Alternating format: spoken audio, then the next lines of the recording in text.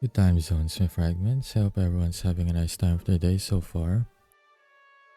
Alright, today we're back with another dino game that I just got recently from the sale. It's called Prehistoric Kingdom. It's by an indie game developer and it's like Jurassic Park, but you can basically cover all, well, not all, but like various. I'm sure they're still adding more into the game. But yeah, various sorts of prehistoric animals like dinos and mammals. I saw stuff like a saber tooth and a woolly mammoth in like the pictures, the Steam page.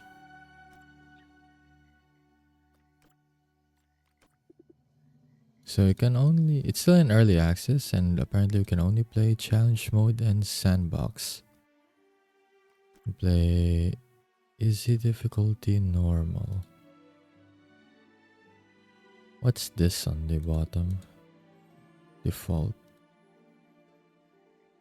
Are these like the only ones I can use then? Depending on the difficulty?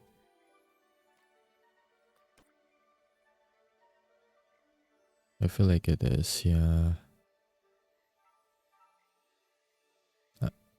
I'm thinking that's an Edmontosaurus. On this side, that's kinda locked. Oh, it's randomized. Okay, never mind. Interesting, okay. First we pick a location. Let's see.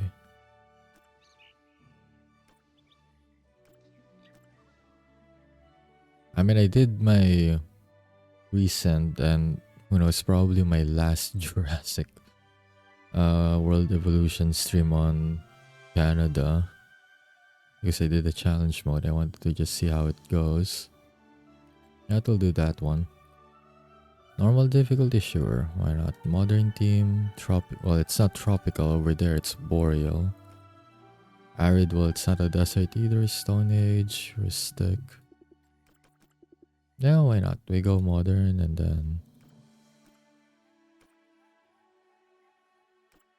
I want a mixed bag of mammals and reptiles here. So let's see if we can get can randomly generate a good balance here.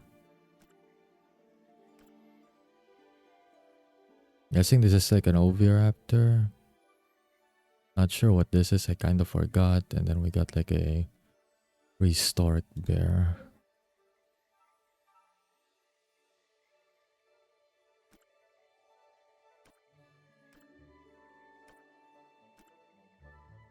Oh, the last one was actually... Nah. I could have gone with the last one. I clicked too fast. I had like I'm not sure if it's a T-Rex, but it's definitely a medium-sized carnivore at best, along with a bear. Yeah, this combination will do. Alright. I'm just assuming that's the the stuff I can unlock. Or maybe my starters.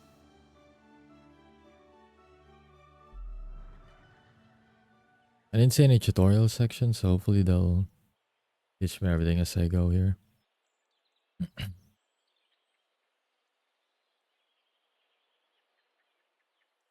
From what I've heard, it's like a combination of like Planet Zoo and Jurassic World as well, gameplay wise, so see how it goes.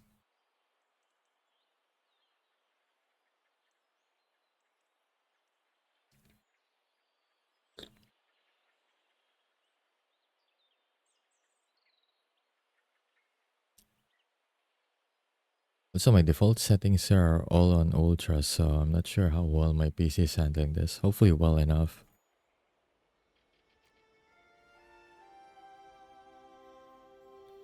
Okay, welcome to Prehistoric Kingdom. Click here to try out a variety of tutorials to help you get started. These can be accessed at any time from the help menu on the left side of the screen. Oh.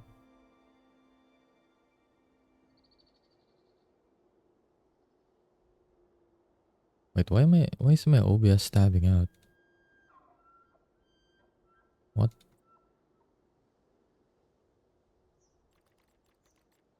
But something's weird's happening with my OBS. Hang on. Not sure if it's because of these settings that I have in game or...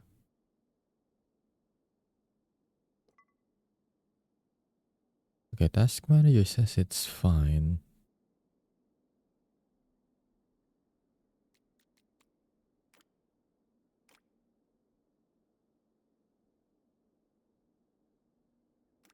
May need to change my resolution. I thought Windows would be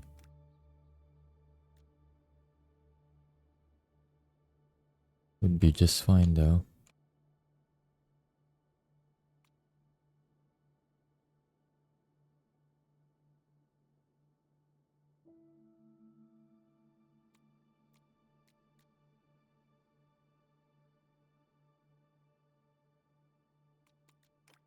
Maybe I need to lower my settings too while I'm at it.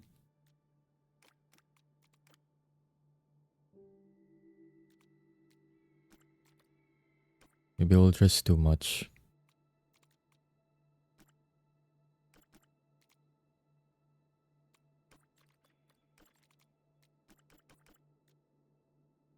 There we go. I think that should have fixed it. Not sure.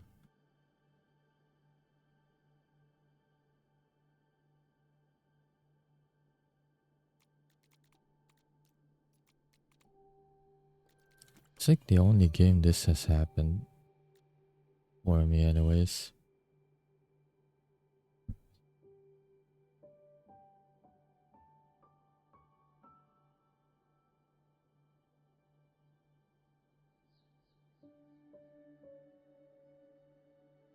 There we go.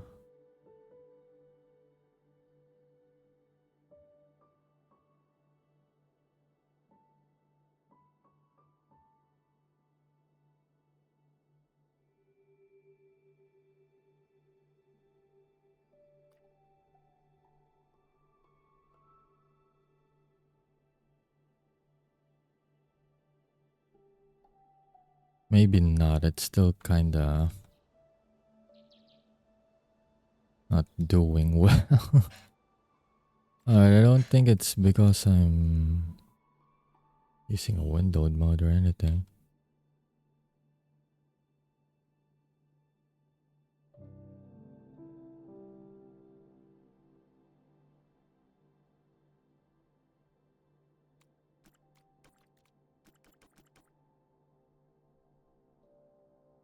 I think my OBS is just lagging out. Okay, there we go. It's kind of syncing. It's just lagging out weirdly. Hopefully the stream isn't lagging out. I'm not sure. Okay, so... Right.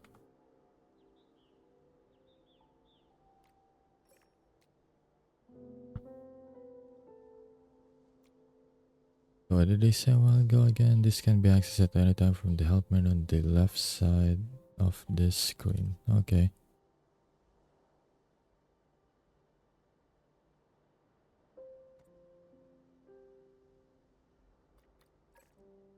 Issues. Park checklist. What does this mean? The checklist is a list of mandatory facilities that allow a park to function. How can I solve it? Ensure that all listed facilities have been built in the park. Visitor entrance, staff center, loading bay, compost heap. Think I need to learn how to rotate my point of view first. Okay, because Q and E is like up and down. But I can also achieve the same with... Well, let's zoom in and zoom out for a scroll. Holding right click is panning the camera around. But how do I like rotate?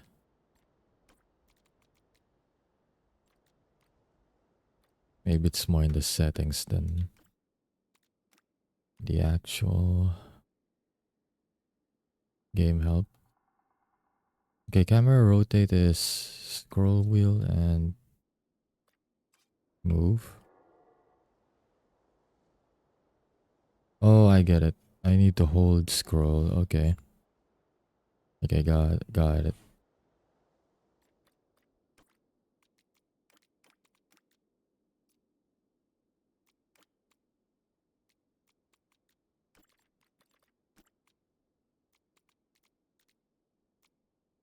I'm going back on Ultra again since not much has changed. It's more like my OBS is the one that's generally having a problem. Or maybe I'll just stay here. Or medium.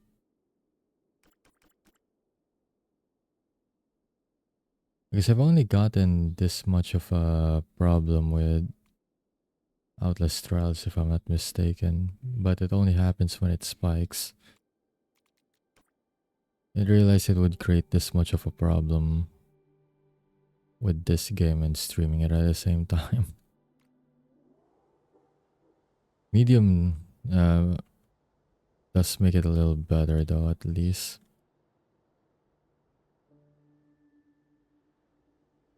Alright, so let's see again. Park checklist. Okay, so park entrance. Or visitor entrance, I suppose, but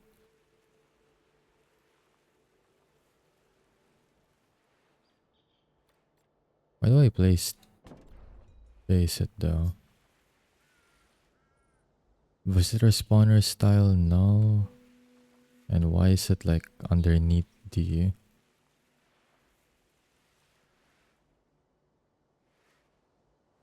Oh, I get it. It was just like...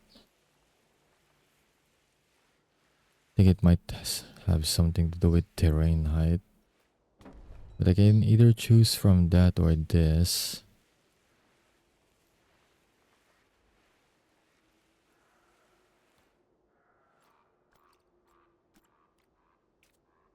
Can also change the color of it, okay.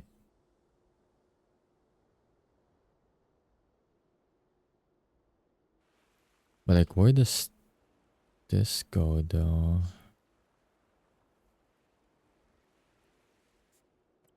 Wait, what is this building first? Modern park entrance. Okay, so this is the park entrance. And this is the loading bay. Mills Merchant Plants. Okay, so this like the logistics building then.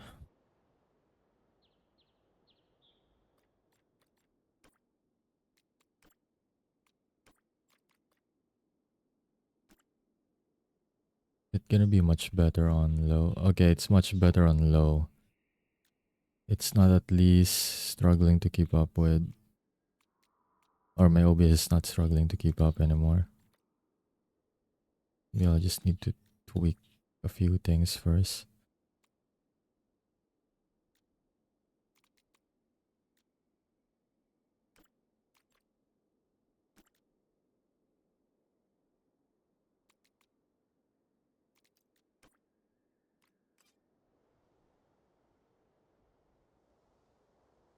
I haven't even on low, it's not that bad. So that I can at least see what's happening on my OBS. Anyways, this is the loading bay and staff center. They're both combined. Right. So anyways, visitor entrance. Okay, so by default, I'm just gonna put it here because I'm not... I can actually put it here? What? I can overlap buildings, but like I'm not sure how this works. Maybe I just put it here. Does that make sense though? I mean, this is like the park entrance. It's also 50k. So if I happen to really mess this up, then It means I lost 50k. But I think it actually makes sense that it goes here, right?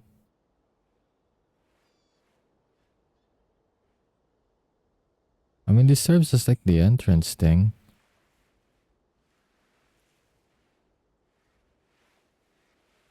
Not sure if it should be right there or maybe just because it's on lower ground. If I like move back a bit, since of the terrain is a bit higher.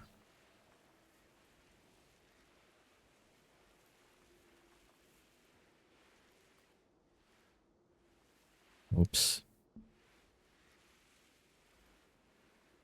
It didn't flip at least. I feel like I still built it wrong though, since I can actually build walls around it. Okay, so visitor entrance is there. But what's this? Oh, it's the second one, right? What else? Staff center, but it's like 50k though, so I'm technically broke from this. I got 23k. I don't know what to do with this. Open to guests, yes, okay. Am I getting guests though? Am I getting people around here?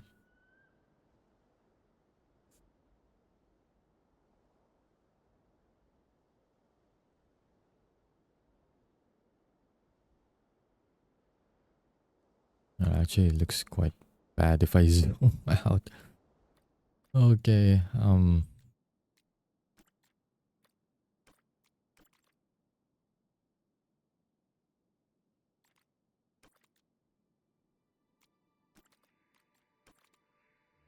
know it's gonna struggle, but I'll have to work with me a little bit here.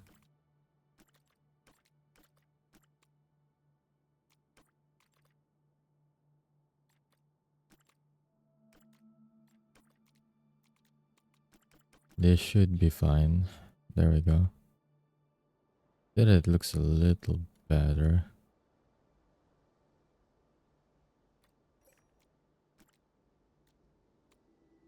Okay, understanding fence tools. Well, I need to understand how to get people in the park first. There we go, basic buildings. Get a handle on using the game's most basic building tools through the help of a pre-made facility. How to create and place facility, existing facilities, demolishing buildings, use an undo redo. Okay. So I feel like I already made a mistake. I already putting this here before doing this, but start tutorial. Buildings can be done in two ways, piece by piece or by using... Oh, I can do piece by piece. That's interesting. That's like really, really advanced since I'm more used to just dropping down the building. No matter which approach you take, almost every object can be changed or manipulated to fit your creative vision. Open guest facilities tab. Okay, so this is the building toolbox. It contains a variety of items and features. Along the top, you can view different categories, filters, or search for an item. Below, you'll find various items and objects. Any item or prefab can be favorited by pressing the star icon that appears on the hover. The small colored circles next to an object indicate its function or whether it can be customized. Small colored circle. I guess I don't see it here, so these things are as it is then. Select a guest facility prefab with a kiosk from the building menu. So this, it's a basic food kiosk, large. Okay, Z and X for rotating, change height, left shift. Oh, it's not changing height. Oh.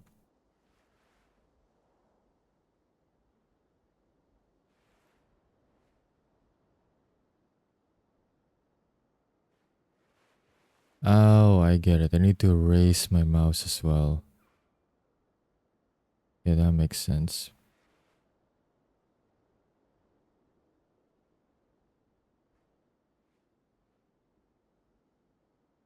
Okay, above ground is fine. Since I don't know why the default makes it sync underground. Place facility in the world by clicking left mouse. Okay. You just place it anywhere, right? Since it's just a tutorial.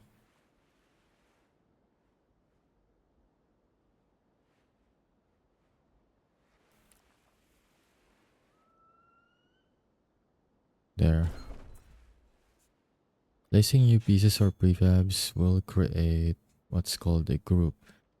Groups are containers that hold any number of pieces, allowing you to easily edit, move, or save them as a single unit. Okay. Continue. Selecting group can show information such as its profitability and widgets for any modules inside. Even when a group has been placed, you can pick it up and move it into a new location.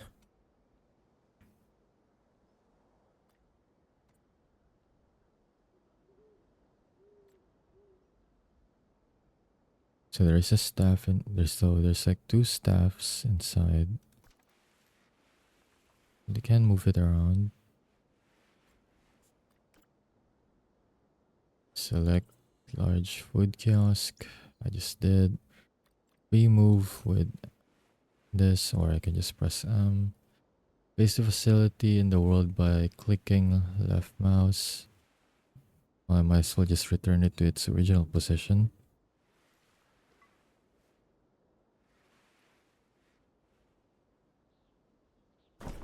There.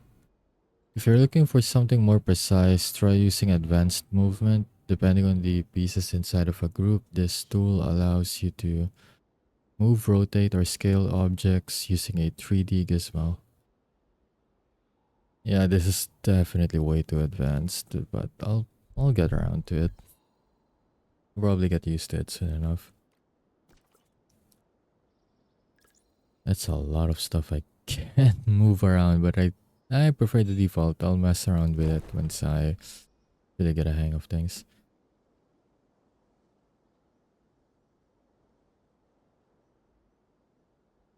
To quickly remove modular groups, fences, or paths, you can use the demolition tool.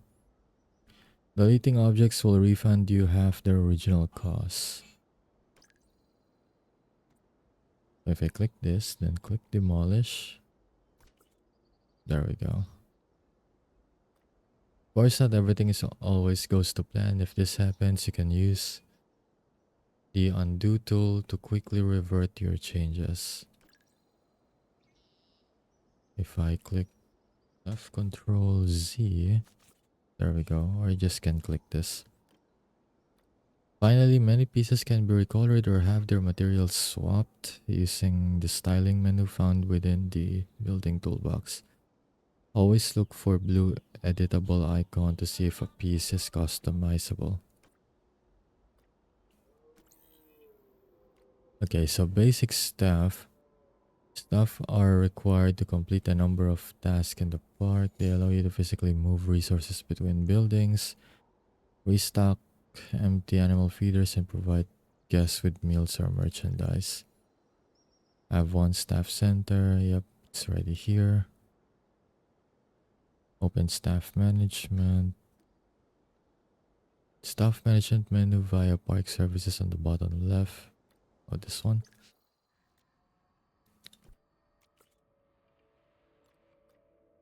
This screen allows you to hire staff and see what they're up to. Different staff types have different roles in the park, so it's important to understand what they're needed for.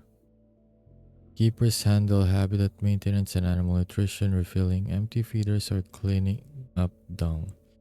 They will not be able to clean dung without a compost heap. Laborers are the backbone of parks infrastructure, moving resources between storage facilities and restocking empty shops. Cashiers work at the register at shops such as kiosks and restaurants. By default, they are hired automatically when there aren't enough cashiers to operate shops around the park. Use staff management menu to hire staff, one keeper, one laborer.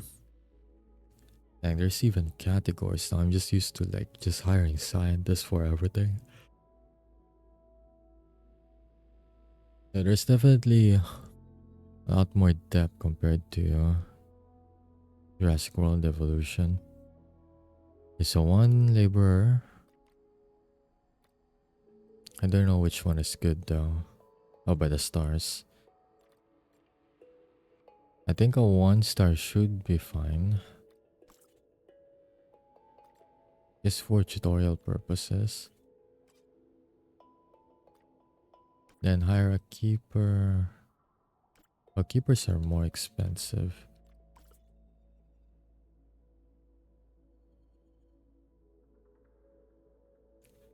But yeah, okay, we already got one of both. Select keeper Jason, select laborer Alice. Locate any of the new staff members from the staff management menu or simply clicking them in the world with left click.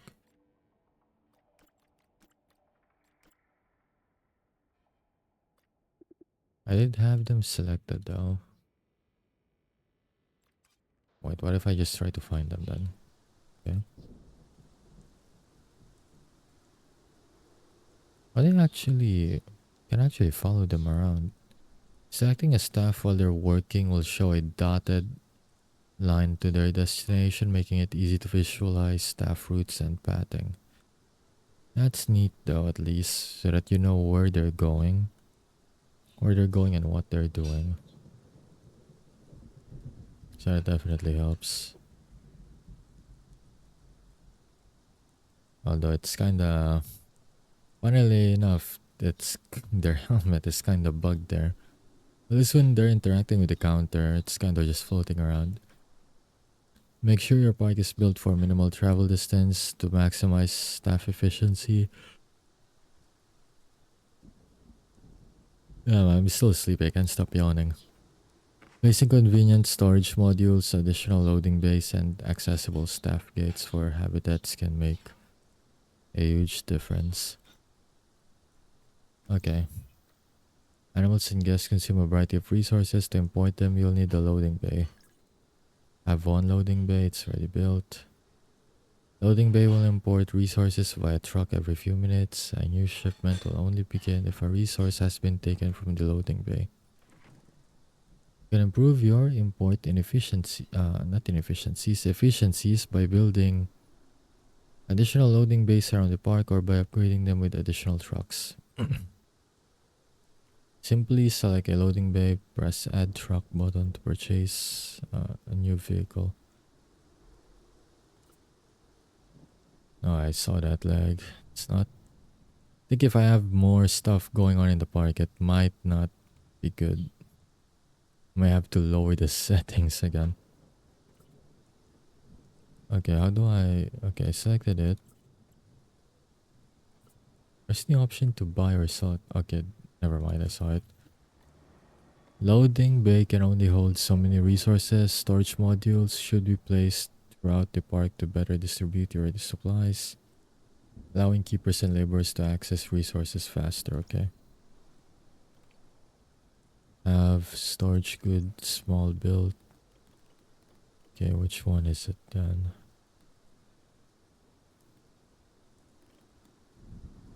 Oh, it's then this one. Goods and produce. Okay, I need goods first.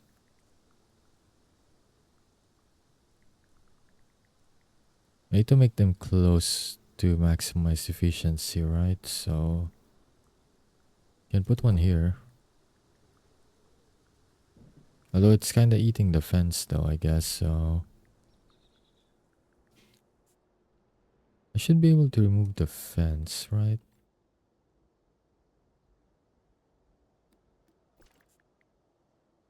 Because they did say it's customizable and everything. So apparently I can't connect this one here anymore.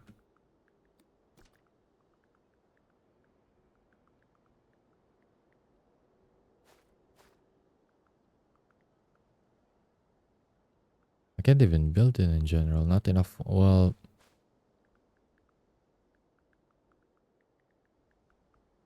so I didn't realize they weren't gonna give me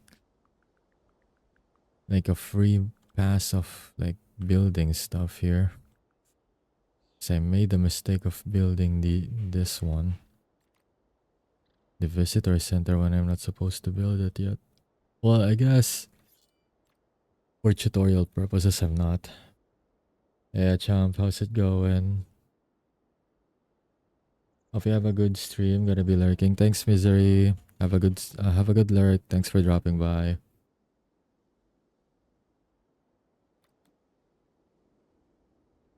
I'm too busy trying to learn the game. Sorry if I didn't see the messages a while ago. But yeah, how's it going? You too. Hope you're having a good day so far.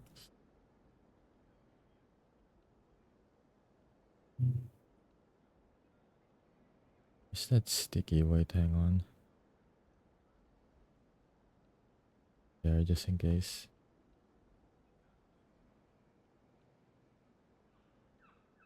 Has it been? Had Liz had more issue with her account getting hijacked? Nah, her account's good. It's already back. It's just a one-time incident. Not sure what happened there either, but she's being more careful with how she does things, at least. How it's been. A bit calm so far, but gonna be busy soon with the moving to a new apartment and stuff. So I'm gonna be inactive again at some point.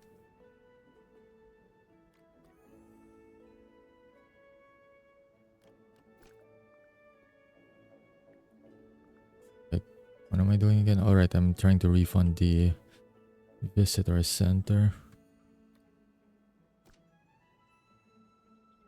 Well, at least it gave me 50k back. Not sure if I have enough money to finish the tutorial after this, but hopefully they refund me some money.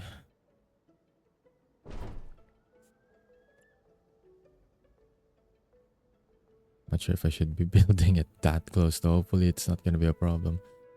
Storage modules will automatically figure out how they should be filled based on demand of the park around them.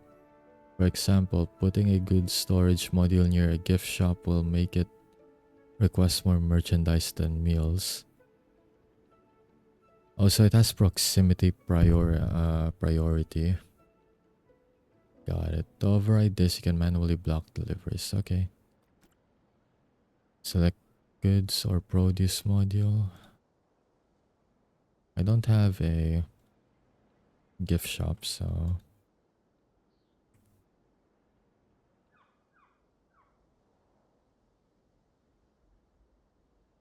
I have it selected. I did have it selected, right? Why is it not?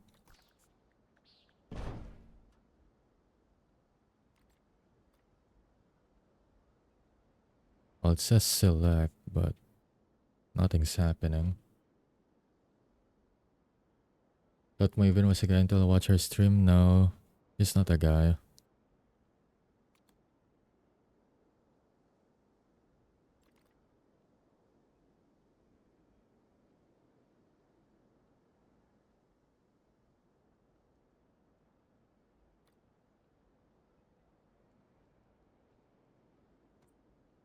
Uh,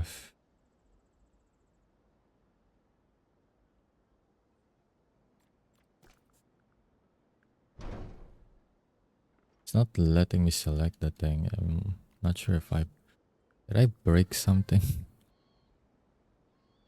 Okay, at least it's not charging me money for moving stuff around. And like Jurassic World.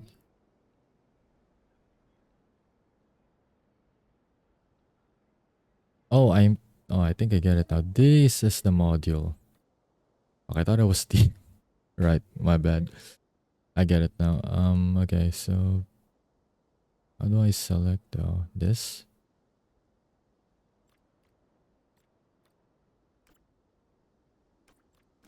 No, that's not selecting though. That's deactivating it, I guess.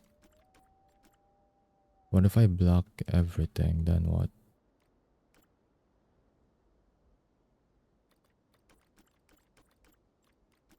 Still doesn't do anything though.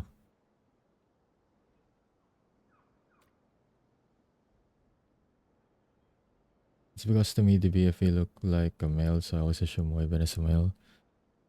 The short hair, I guess, but yeah, if you've heard her stream, then definitely not. So I can understand where the confusion can come from.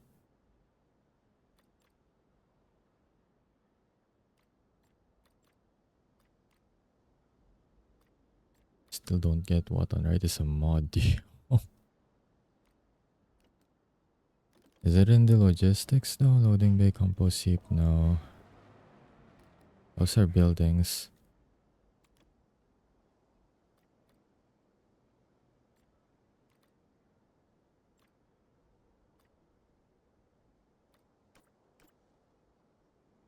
They should explain how this works better because I do not get where the module is. So if I try to like put as far away as I can just to make sure it's not conflicting with anything.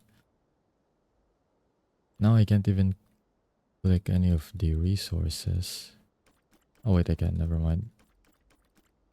But yeah, it's more like just to block what it is, right?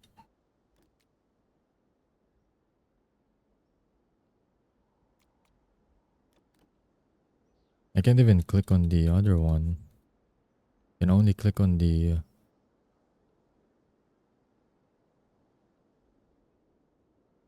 produce at the moment.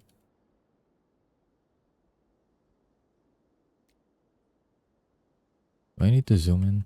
Is it inside? Nope, it's dark inside. I don't get it. Duplicate. Advanced duplicate or advanced editing. Well, I don't need to edit it. I just need to find where okay, so they passed through defense at least, so there's that. It's not a problem. It's more like where on earth is a module.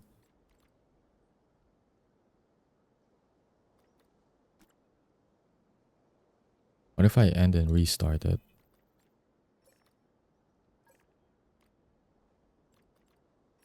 May need to restart that then.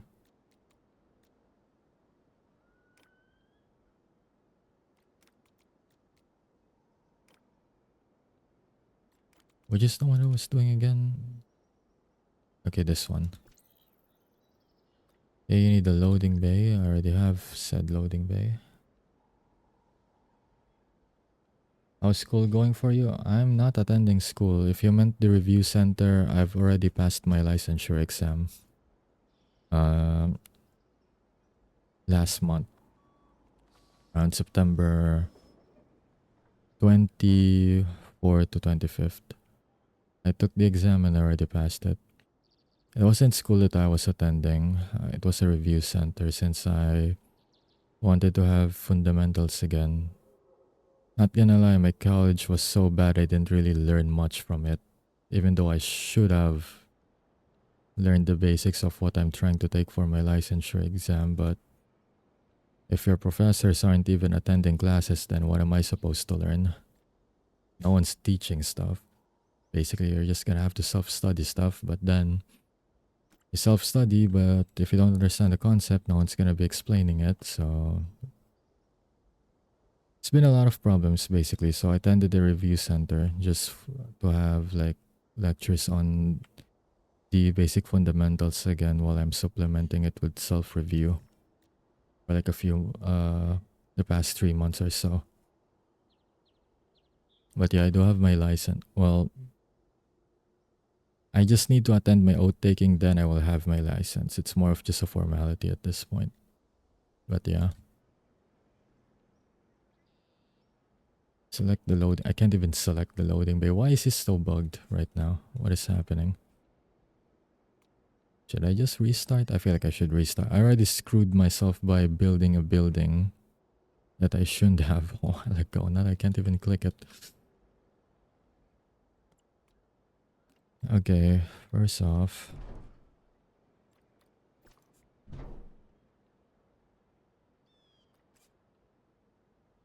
Oh, I think I see it now. It's just...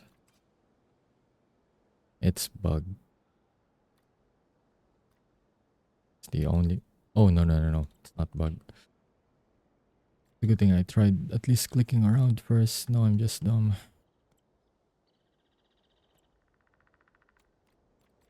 I feel like there should be a very dedicated tutorial section for this, but I get it. Game's in early access, so... Okay, now that we're here again...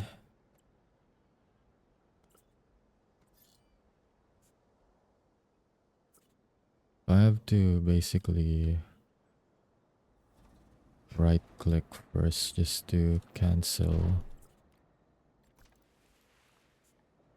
Just to cancel it. Wait, what? Is it register as part of the loading bay? Okay, there we go. I'm gonna move this to away from it, away from that first because I feel like it's being registered as a group. Okay. Or maybe I'm just very confused. It could be both easily. Okay, now I have two trucks. That's done. Next, select storage goods small. Why did I put it near the trees? Now I'm clicking the trees by accident. Okay. Block or unblock two resources for either storage facility. So if I block plants and meat, right? Will that do? And then I do the same here.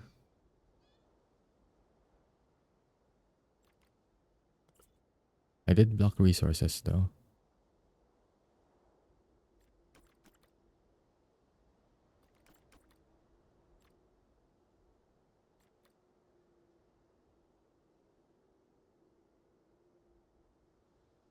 Now most colleges are worthless unless you're going into a very specific job like architecture. I think it depends. It just depends.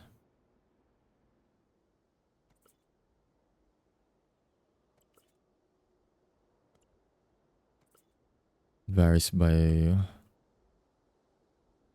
country. I don't think it's just like a general thing. Although for here I'd say it's specifically like that. That it just depends. If I had my choice, I won't be attending the college that I attended to, but I didn't really make that decision, or more like I wasn't allowed to make that decision. I could have gone to a better one for sure.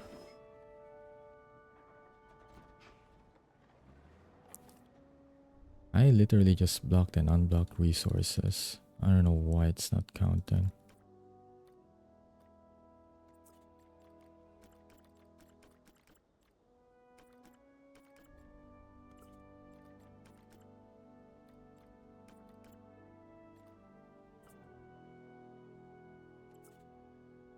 Yeah, I'm selecting one, then what?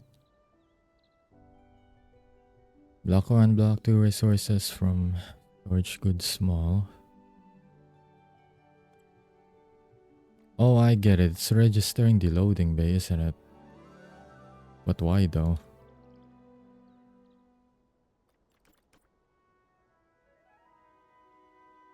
Oh, Oh, they're registered as a modular group. Right. What did the game said about ungrouping this a while ago? So even if they're far apart from, well, no, that's not what I wanted to click. Oh, I think that's my mistake right here. I accidentally grouped them by moving them too close. How do I ungroup them again? Edit. Split from group. There we go, finally. Oh, man. That was bad. Okay, there we go. Now it's functioning. That was the problem. I accidentally grouped them together. That's why it's not registering. I was clicking stuff for the loading bay. Blocking a delivery will not only stop a specific resource from entering storage, but will also request a laborer to remove any stock. The laborer will try to take the impacted stock to the most suitable loading bay or storage module elsewhere in the park. Start next. Okay, now we get to the animal nursery. So just build it anywhere, right? Okay. We put it here, then what? Open the animal nursery via park services on the top left. Or select the module itself. Okay, now that we're here, animal nursery displays all your current unlocked animals in a list. You can search, sort, filter, or even display more animals at once from the toolbar on the top page. So we have horses unlocked. If you haven't unlocked an animal, hovering it will tell you where it's found. Okay. Oh, I need to do dig sites for it, so it's probably synthesizing and everything. In the top right, you see most basic information about the animal you've selected, includes diet, expected lifespan, social grouping. So diet includes actually a lot of things. Eats like fruit, leaves, insect. It eats insect, meat, and fish. Lifespan of 24 years. Is this the population count? Like 0 to 1 male, 1 to 3 for female. I'm just assuming that's the population count per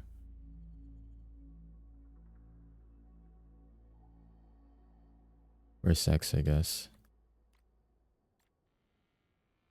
Okay, next, to view even more information, you can use Paleopedia.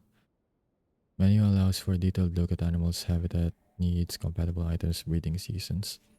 Can be opened from anywhere by pressing Paleopedia button.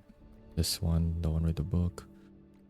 Or here from the nursery. Below you can select an animal's sex or adjust its skin patterning prior to creation. You can even randomize them or edit skin directly from the settings button. During a challenge mode, features must be unlocked via research. Each species comes with a base rating, makes them more or less appealing to guests. Numbers modulated by animal size and maturity over time. Animal's fertility determines maximum number of offspring. Okay, this one, 29%. Can be produced once sexual maturity has been reached. This number is modulated by an animal's growth speed starting maturity. Maturity determines growth stage. An animal will start its life before growing into an adult. Neoteny determines the maximum stage an animal can grow into, allowing for stunted growth. Must be researched in challenge mode.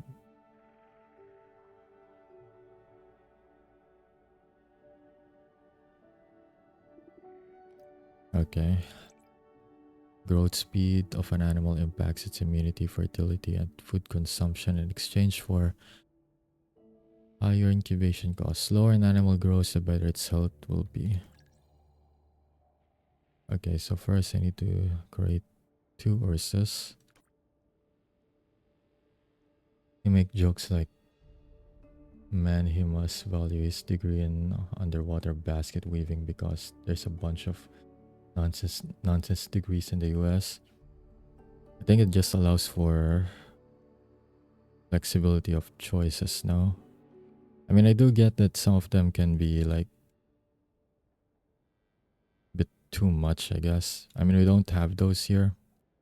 But then again, over here, it's more for practicality anyways. I think the problem here is that the creative degrees are like a lot less value than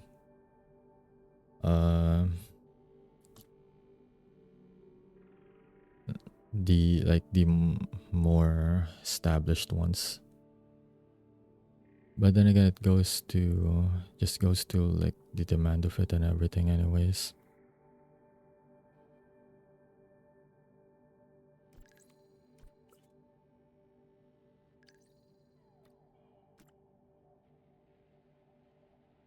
I created one. Am I broke again? Yep. I think I just don't have money for the tutorial since I messed up one of the building a while ago. I need to restart this actually. Well, I need to restart this run. I screwed myself over by accidentally buying the visitor center a while ago. I should have started with tutorial, but then again, I didn't know where that was. Okay, let's get the one with the bear and the Rex again. Well, I'm not even sure if that's a Rex, but it's a dino for sure.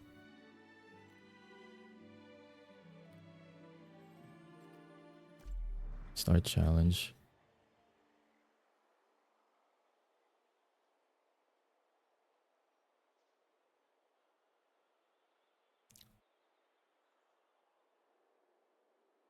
Do I have RimWorld? No. It never goes on a proper sale. For me anyways. But I do have other colonies, colony. But I do have other colony type sims like Norland, for example. That one I have played quite a few times already. I may play on stream at some point. Just need to have a proper build order first since it's been a while since I last played. So I'm not sure where the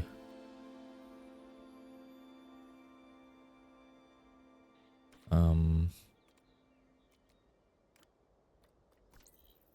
not sure how I wanna do my build orders again since they added like new stuff in. The priorities are kinda different now.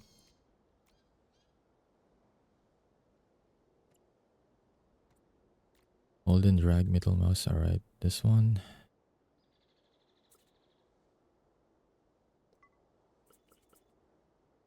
Just gonna speed through the tutorial here.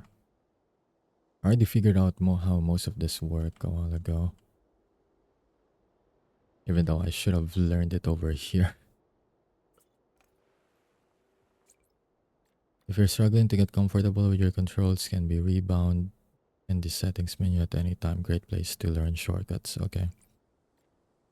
An event you'd like to adjust camera behavior, you can use camera settings menu. From here you can switch perspective mode or just toggle a light if the game becomes too dark. Open camera settings. No, that's photography. No, not that one.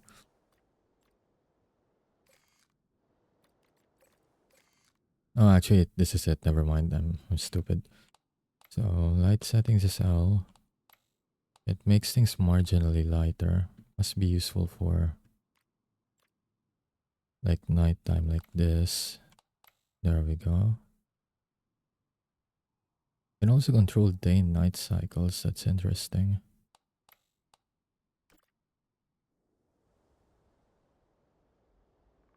Toggle camera rotation orbit and perspective by pressing T. I did press T, but nothing happened.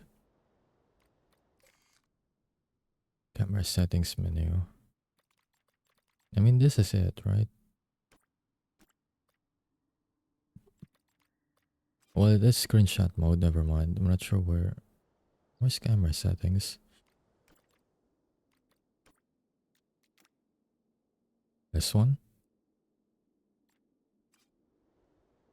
I mean, it does say camera. Not sure if this is what they meant though.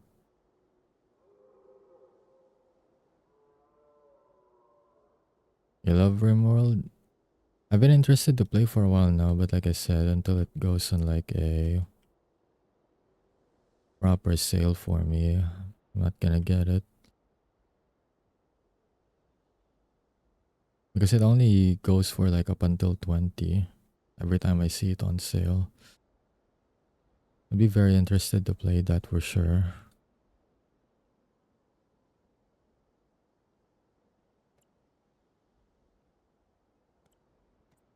Camera settings.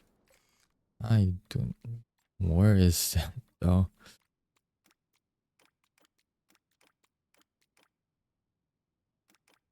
That's effects. This is environment. I took a screenshot, I guess. Not that I wanted to begin with, but sure.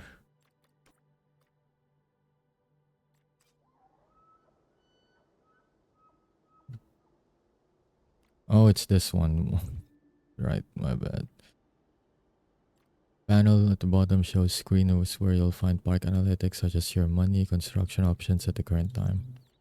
Time can be stopped at any point, pausing the simulation at any ongoing task like research or animal incubation. It also speed up time by arrows next to the pause menu. Okay, so that can pause here, resume. And I can even check for the weather forecast. I just clicked through everything. I'll just do it again. Pause, resume. Okay. Panel on the left can be thought of as your quick access menu. Here you'll find important things such as shortcut, park services management, notifs, etc. Park service menu allows you to interact with core gameplay systems such as animal nursery excavations, research tree. You'll need to build your corresponding facilities before they can be accessed, however. This can be built by following the prompt in the Park Services menu or by navigating Park Services building category, this one. Now we have charts. And finances can be viewed at any time, allowing you to check on your profits, adjust price around the park. You can even take a loan. Management view reports. Park rating includes number of tools can be used to diagnose issues with the park. Higher the park rating, more attractive park will be to guess. Okay. Okay, that was a lot. I'll definitely need to play for like a few hours to get used to things, but hey, that's what I'm doing for today. Okay, so fences category. I need to learn how to look down here and not on the left side every single time. Because you always want to make sure the fences you pick are tall or strong enough to maintain a specific animal. So definitely not a wooden fence. Hover over a fence in a building toolbox, view its height and strength. So you can just grab anything. Panel on the right control how your fences are placed. This one typically comes down to deciding whether or not you want your first fences to be to be straight or curved. So I can circle it.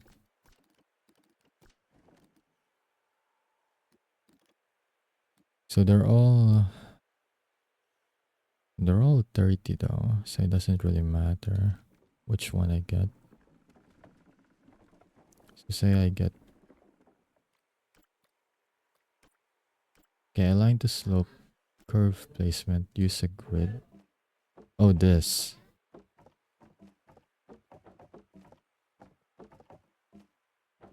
I'm used to grid placement, so this will help.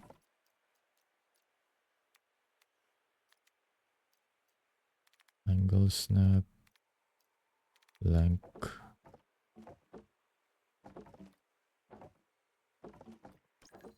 Okay, build 5 straight fences, build 5 curved, oh, segments, but yeah, basically 5.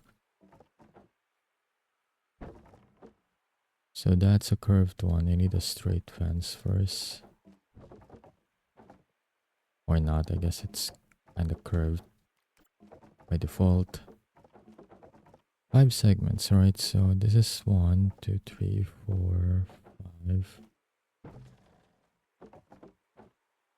Then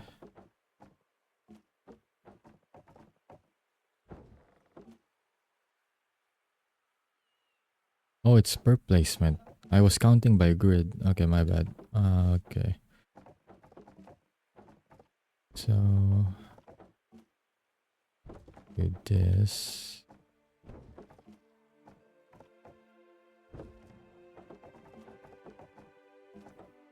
It's kind of shaky. Wait. There we go. I need a top view for this. Yeah, it looks horrible. I already messed it up. I should have been looking on a top view a while ago, but it's okay.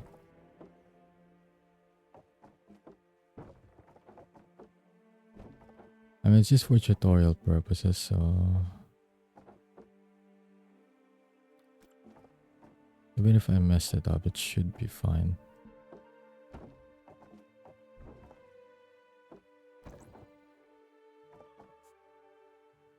Just say I build something like that.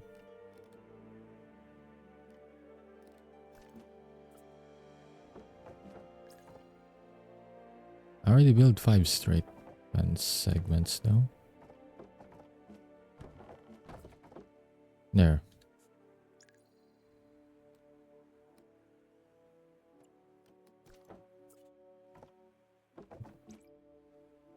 Other settings like angle snap length allows you to place fences at highly specific angles or increments. Also 10 cm is basically that one grid line. Got it. Angle snap is for sharp turn sides, I think. Okay. Global grid can be turned on while placing fences or buildings to make construction easier. Or segments with grid enabled. Well, I already had grid enabled. But will do. Now that you know the basics, build an enclosure with fences and ensure they make a closed circuit. Can I refund everything I used for this though? Because I want to build an actual proper one.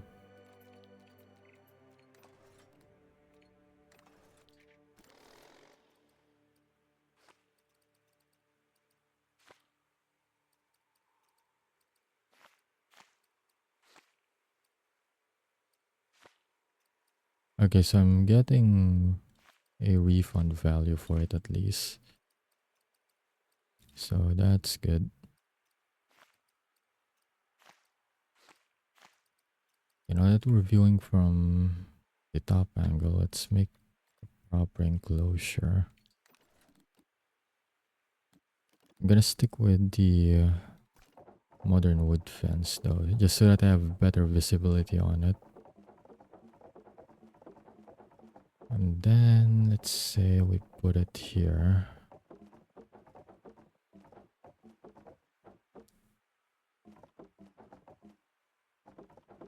Maybe we start on this and then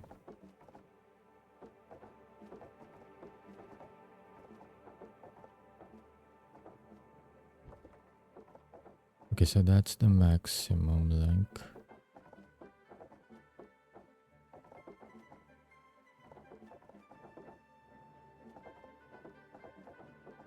Let's just make it longer for now. Maybe extend it here.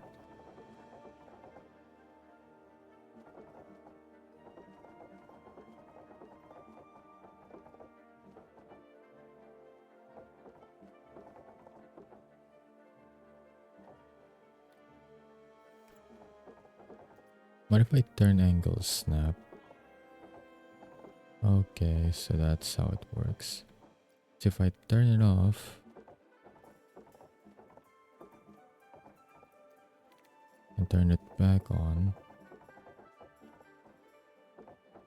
maybe let's just turn it on just to see if there's any like noticeable difference.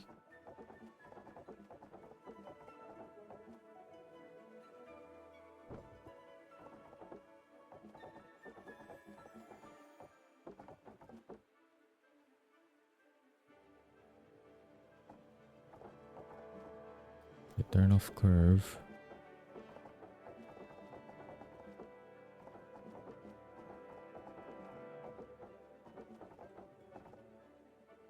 It's just slanted now, isn't it?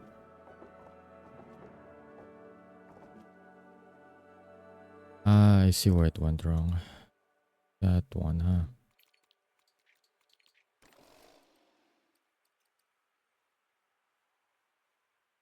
Can I just move it though so that I don't have to sell it?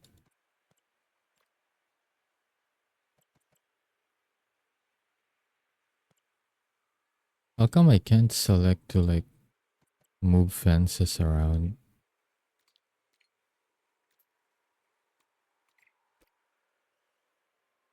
Well, I guess I can undo it, so that helps at least. I still find it weird that I cannot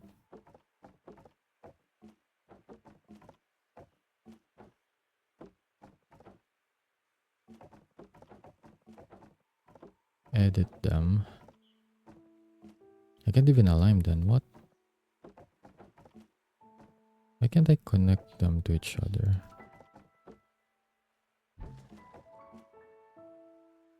I can't even connect them to each other. What if I... Okay, maybe it's the grid thing that's make... Yeah, it's the grid thing. Okay, I see how it is. Okay. Let's say that I guess is one of the problems with it. Let's turn off angle snap here for a sec.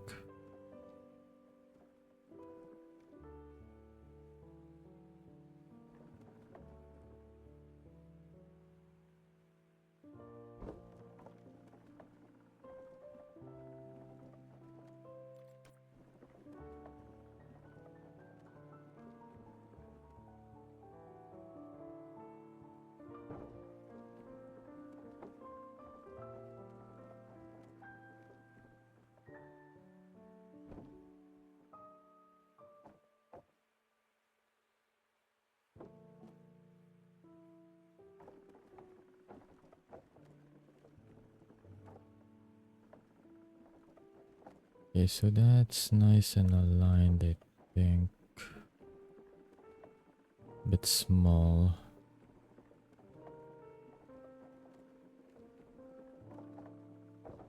I think I'm just testing things out, see how they work. No, don't build it that way. There we go. From here, then this, and then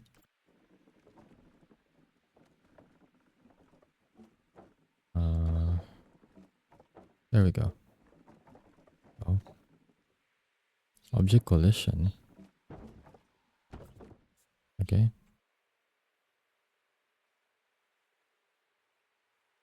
Guess it was just having a moment there. But let's see. From this angle, it looks pretty decent. An enclosure's info panel provides statistics about its size, upkeep, popularity. It can be accessed by clicking on the perimeter fence of an enclosure. You can view any nature or animals currently contained in an enclosure by visiting other tabs. In order to make sure your enclosure is accessible to staff, always remember to at least add one staff gate. Without them, they will not be able to refill feeders or clean dung. Okay.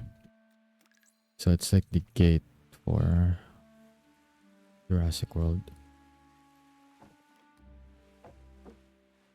Let's just build one here for a start. Even if it's finished, you can change the look of your enclosure without deleting anything by using Replicate Fences mode. This tool can be extremely powerful, especially when used with special fences like habitat markers. Unlike other fences, a habitat marker is an invisible boundary that does not keep animals inside their enclosure. Oh, it's like the invisible fence in Jurassic World. Instead, it must be used with rocks, structure, or terrain to keep animals hid inside. Got it. So select habitat marker from the building toolbox, enable replace fences mode. Okay. So this one, replace fence. Say over on this side so that doesn't look like we're cutting through the water.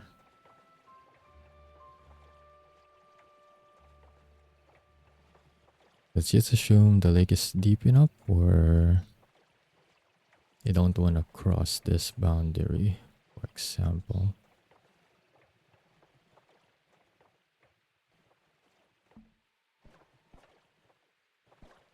Oh wait, 3 markers? Okay, so let's just get this and this done. When you stop building, the boundary of a habitat marker will disappear. Important to always remember that the habitat marker cannot contain the animals by itself. For now, let's quickly replace them with a sturdier fence.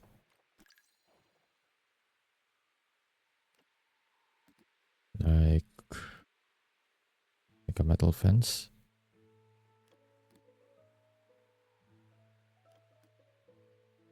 Chain link or a stained metal one. I'll go get chain link fence.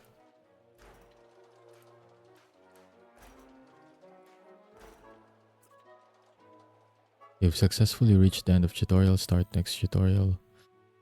Building can be done in 2 ways, piece by piece or by using... Oh, this is the one where... this is the one I was doing a while ago. Or maybe not, since this one focuses on gas.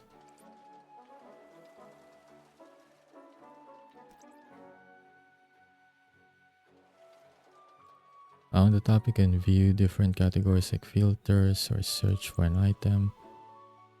Below, you'll find objects. Any item or prefab can be favorited. Okay, I already read that a while ago. CX. Oh wait, I need to get the kiosk first. The food one. Yeah, this is the one I did a while ago. Okay, ZX. Chef. Okay, there. Is it height by tapping? Place facility, okay. So, much like last time, I'm just gonna put it close to... I mean, I can just ungroup it, since I already learned how.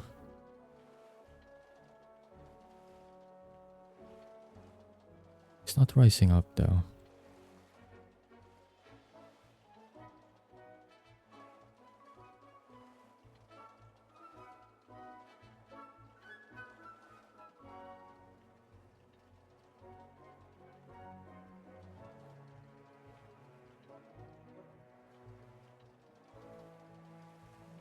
I was able to do it better last time.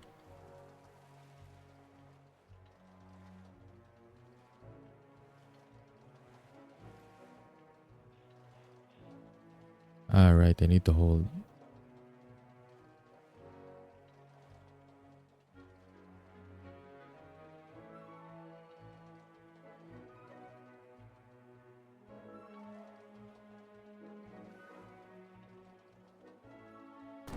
Okay.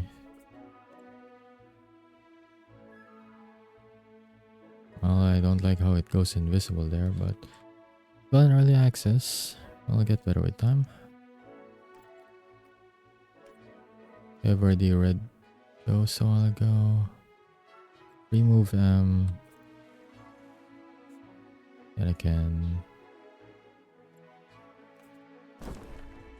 place it by that, or I can I cannot undo it anymore. And if I placed it, I can't do it anymore.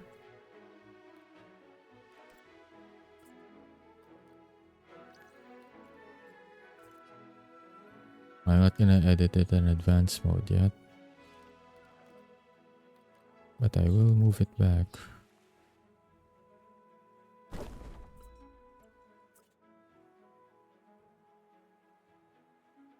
I thought the fences overlap there for a sec. Apparently not. Deleting objects will refund you half the cost. Okay, like this. Of course, not everything goes to plan, so... Oh, that's the undo. Redo is this one. Okay, I clicked the wrong one a while ago then. Okay, so I already got the staff center. Open management, this one. Gonna want you to hire a laborer and a keeper. Already seen this.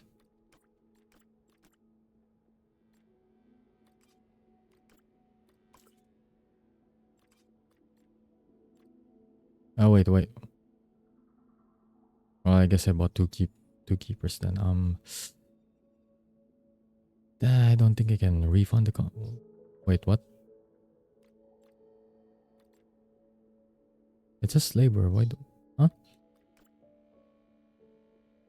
Okay, I'm confused.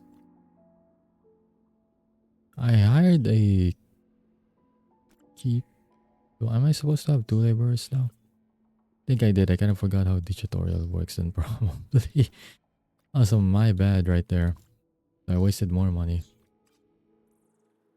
But yeah, anyways. Confusion is too real.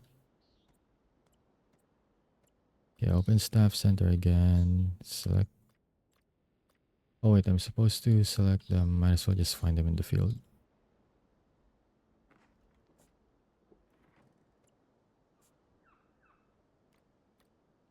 Let me get out of this first.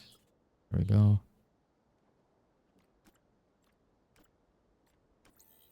The next animals and guests consume. Right, loading bay, done. Now they want me to buy the truck again.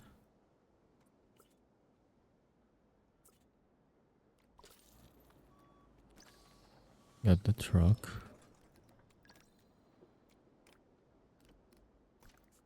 Okay, so this is the part where I got stuck on a while ago because I had them grouped. I can build them close to each other, but at least I'll know this time that I need to ungroup them.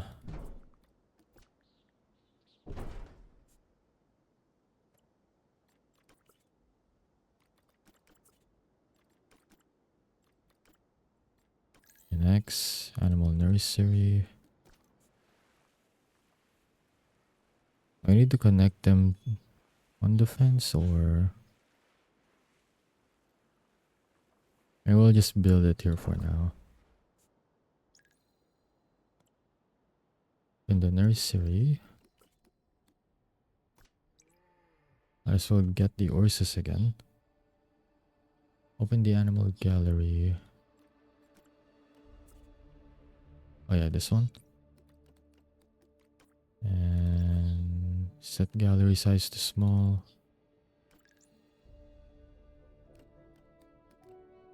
I guess it's already set to small. Select the...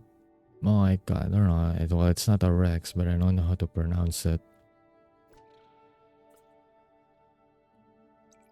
Oh, it's a small dino. Kinda...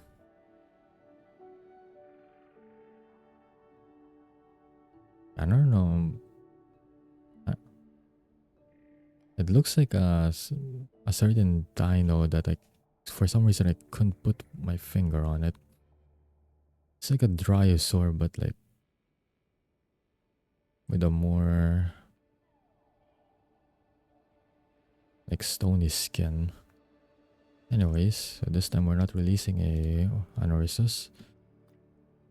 We can check for their info here. I still don't know how to pronounce that. But there's that, and yep. Design, sex, base rating, fertility, maturity. Got it. Create one. And create another one. Wait for incubation to complete.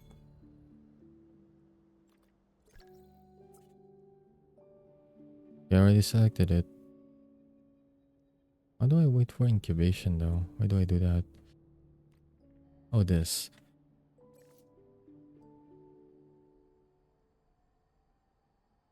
Can I at least fast forward time here? I ain't gonna wait 3 minutes for this.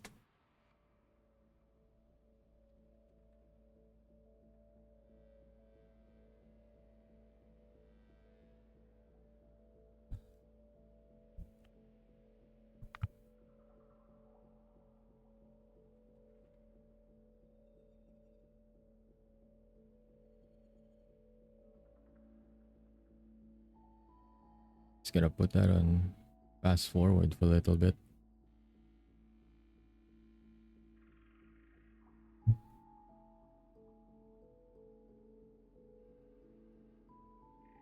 At least fast forward here, it still doesn't go by this second and just makes it faster. They actually just take 3 seconds per second instead.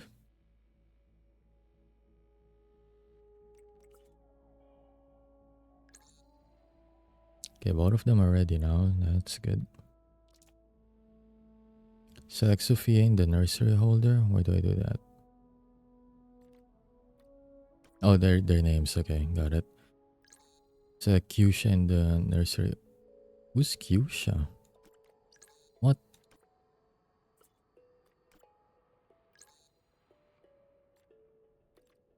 The other one's named Ira though. What? Did I incubate a dino that I'm not supposed to by accident? Okay, I have it selected. Am I supposed to Oh, I'm supposed to release them. Okay, so place them here. Need to make sure these fellas have enough food to satiate their Oh, it's Nigel Marvin.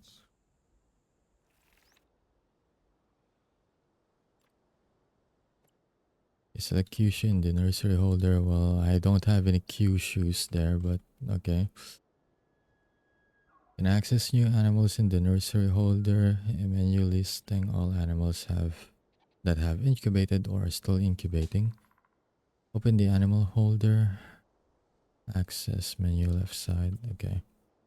So I don't need to use helicopters for transfers, at least just auto transfer them. Select newly incubated animals in the nursery holder, place them in the park. I just did.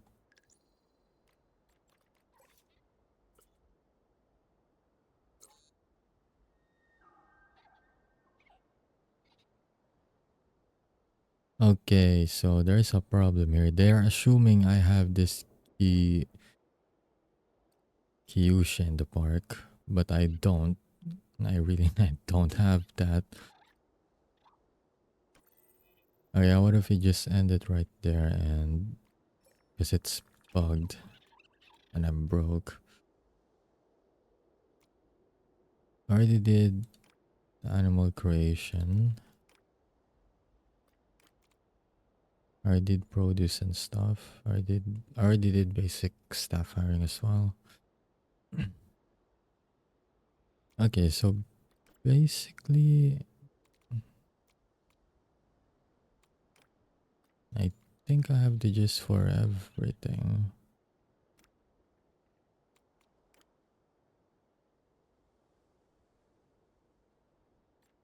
But it may be too much for me to start challenge mode right now. I think I need to do this in sandbox first since I don't know where stuff are most of the time. Might as well start with sandbox mode just to get used to how everything works first. Then go back again to the Canada terrain. Sandbox Creative or Sandbox Tycoon?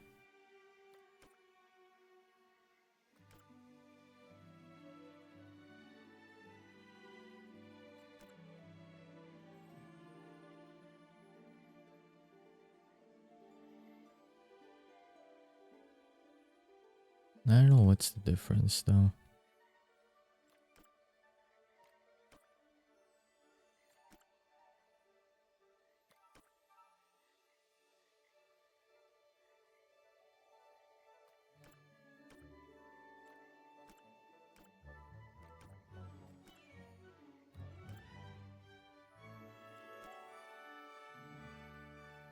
So I can't select a team for creative.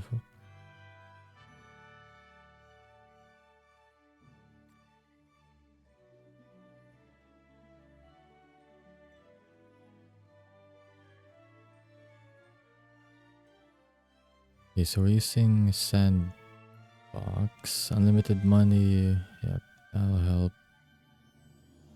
So that when I at least mistake where to put stuff, I don't need to feel pressured about it.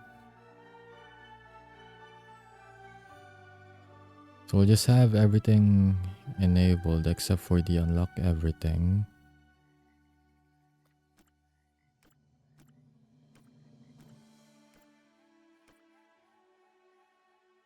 Okay, this is good enough. Enter sandbox.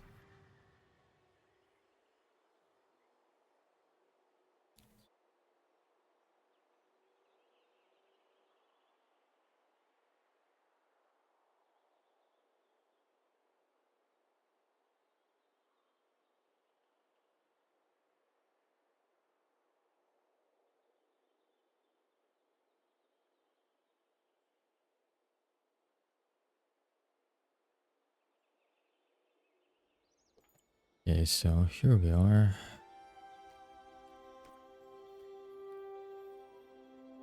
Okay, let's apply everything I've learned so far.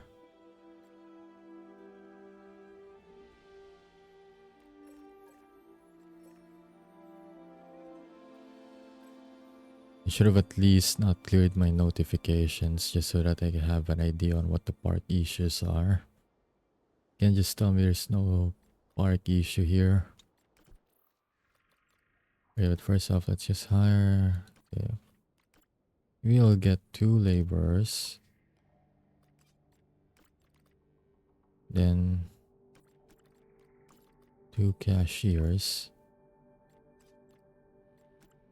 Keepers, we get 2 of them as well. So that we can get staffing out of the way. Park checklist. We need a compost heap. I wonder if I should build that inside or outside the enclosure. Maybe outside near the enclosure. At best.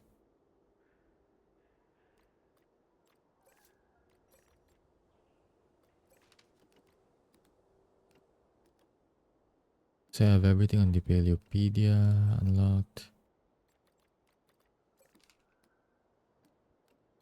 But yeah, where the fences again? All right, down here.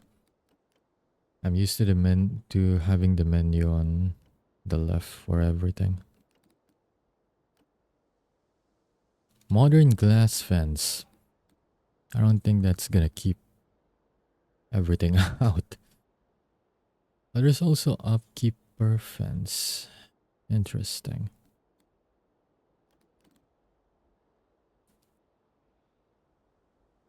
So chain link and a modern wood fence have about the same upkeep. Because their strength are both low.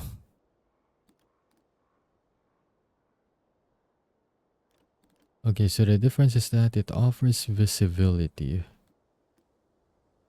Right, so it doesn't rely on viewing galleries, this game. Okay, we go chain link then, because we're gonna need that visibility for sure. Then we'll get the tallest we can get. I think the landscape is so wide though. Can I have like an overview of like the entire thing? I think this is the max I can have.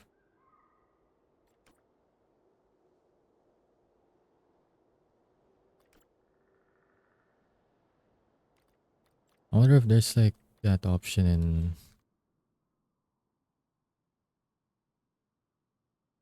like Jurassic World where I can have like a full view of the entire field.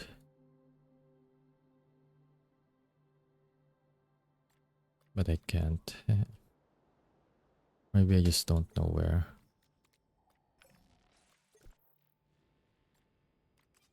Because that's how I usually take into account how I'm gonna build my enclosures.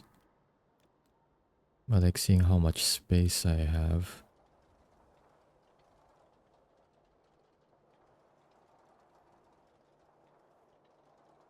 Okay, for starters, we can just start here, I guess.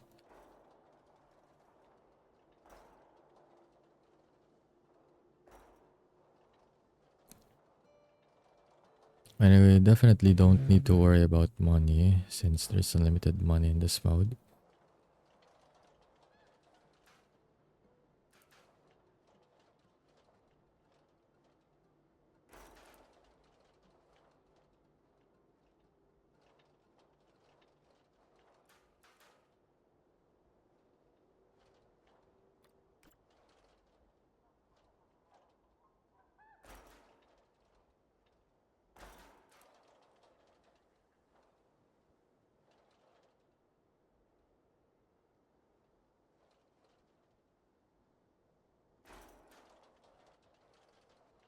This will have the border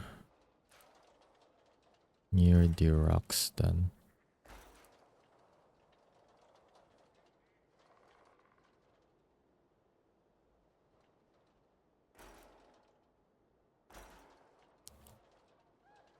I think that's pretty decent.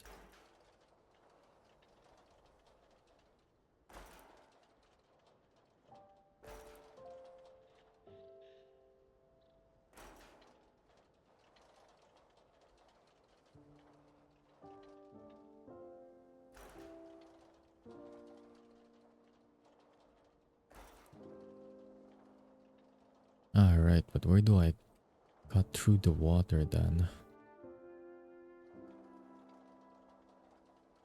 I think maybe through here. I think that's enough water space.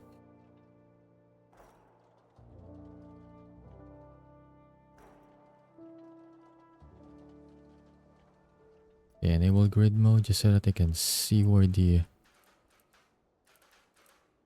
Frick, I can't actually see.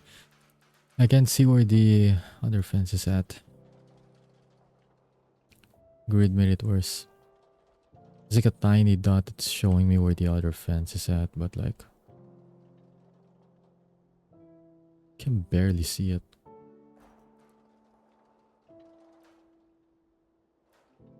Okay, so it's not aligned. Then I have to cut it a little bit. Although I have to cut the entire thing. Yes, that's the part that it's kinda annoying, but makes sense. I did form that into a one entire segment.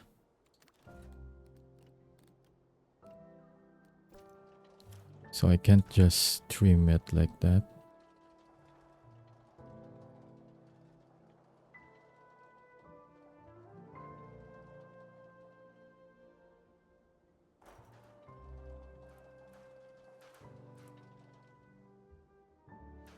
It's still wonky.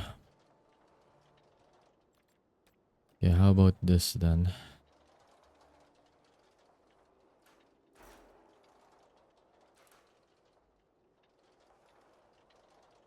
I'm just gonna cut the space in the middle. I'll redo that part. Okay, maybe I'll use grid for this one just so I can line it up properly.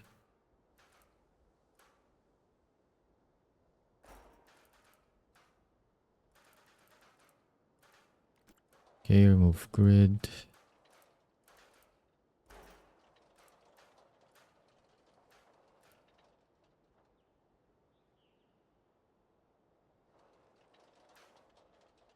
Careful not to get it like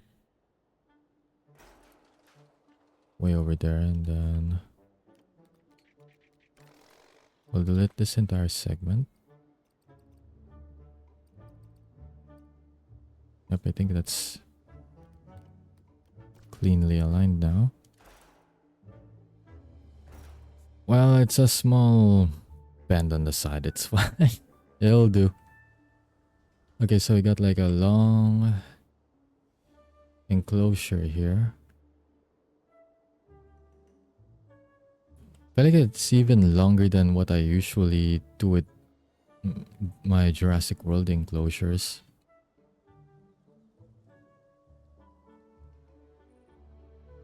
And normally I build this kind of enclosure for like a Baryonyx or a Suchomimus. Even a Spinosaur. But yeah, that's nice. If you ever get Rimboard, would you like a combat overhaul mod? I think I'll play base first. I'll play the base game first before I decide on if I want mods or not. Because sometimes I just like playing things without mods. For games like Bannerlord, for example, it's definitely mandatory to have mods. It gets like repetitive and boring quite fast. But if I play stuff like Total Warhammer, I can play it without mods just fine. So I'll see first if I like it just fine without mods or if I feel like I should have mods.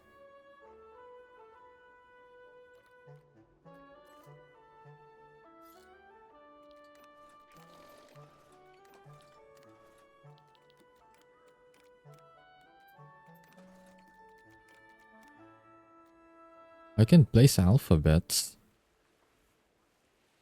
Oh, I can make signages, but like on the floor.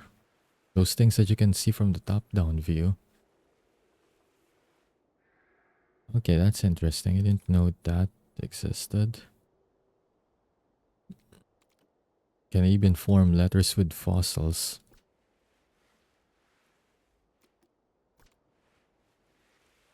Or no, that's not. Oh, never mind. Those are just fossils. They were showing letters there for a sec, so I assumed wrong. Alright, so where do I find again the... Right, so if I close everything... It's a nursery holder. Alright, buildings are down below. Right. So I'll get a prefab. Let's just search a nursery because I don't know how to... I don't know how to find it by appearance just yet. So this is a large nursery. We'll go for a large nursery. Why not? I mean...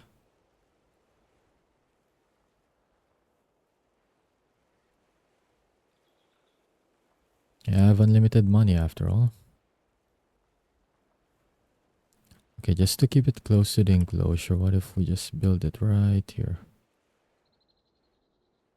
The good thing I like about this game is that I don't have to build roads to connect everything at least. They'll just function just fine without it. Okay, we'll keep it there and then... But vanilla combat is so painful because the UI for producing stuff is a mess. Armor is basically worthless because a spear tribal can kill your super soldier drugged up on meth, though his power and armor with a spear. I'll see it for myself first.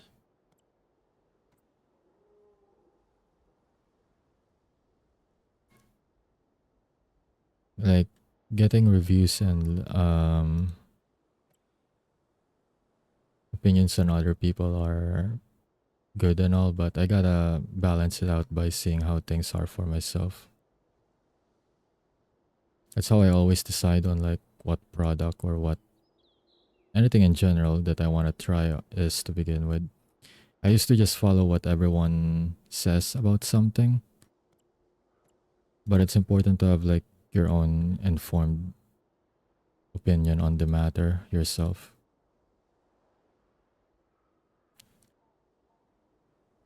Locked in, yeah, Foro, because there's a lot of customizations here. It's definitely more advanced than Jurassic World Evolution ever is, so there's a lot of things that I have to get used to first before I even build anything that's like functioning.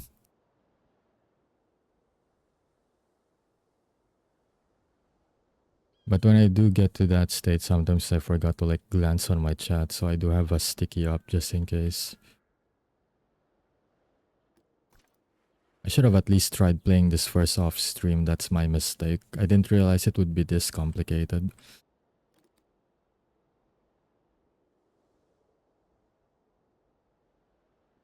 Because that's what I did with Norland. That's why I'm not playing it on stream yet.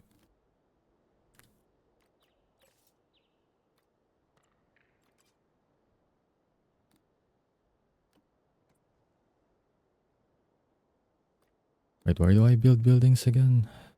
Alright, prefabs.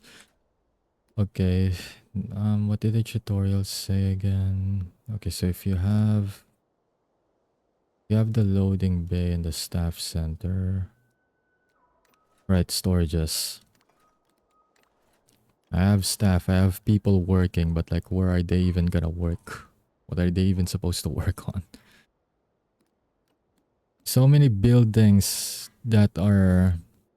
I wish they would like have the names on top instead of like having to hover.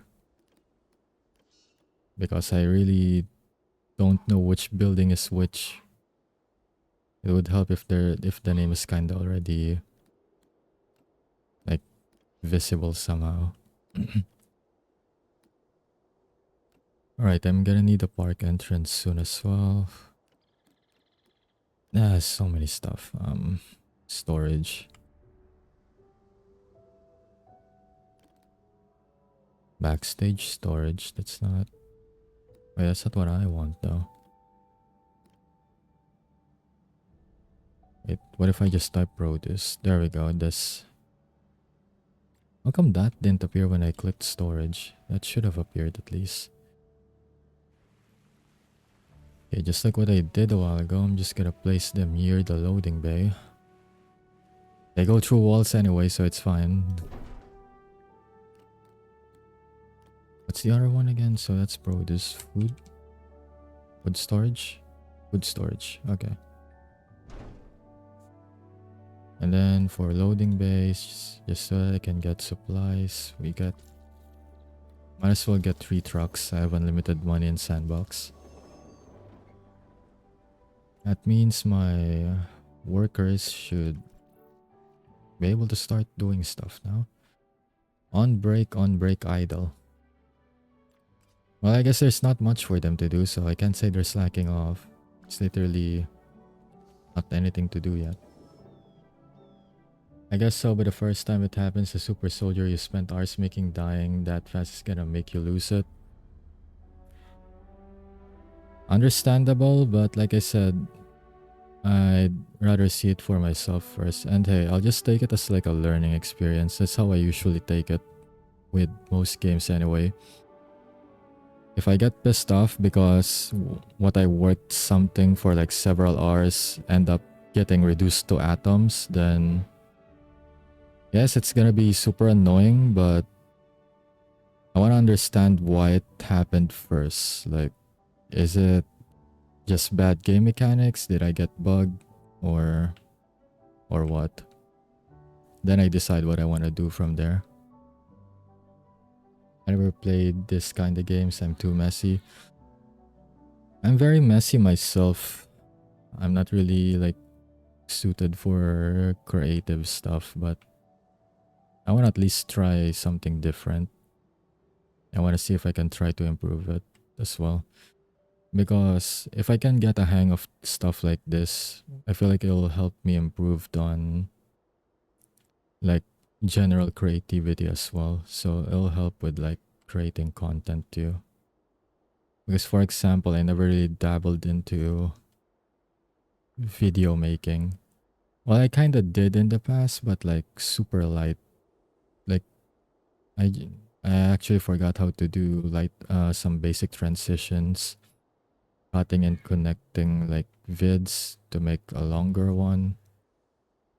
When I was like preparing how to stream back then, I used to like try out a lot of basics on content creation, but I never really managed to get too far into it because I like gave up halfway, or either I managed to produce something and then I'm like, okay, I'm done.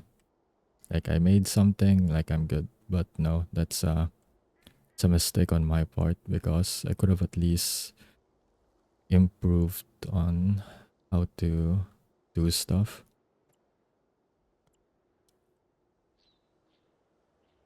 And we gotta all start somewhere at least. So if I can at least handle this much, then I should have a better like outlook on other related things as well.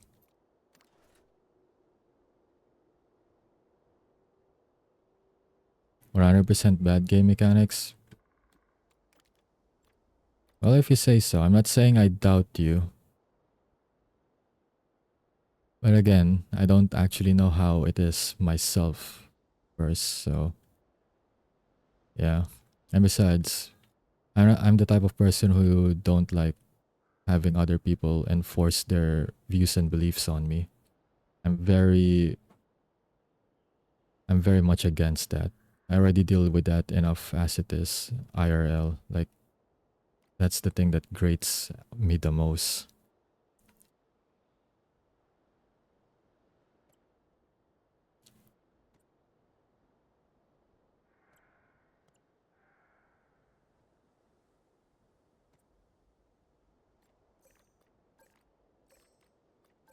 Right, I do need a compost heap.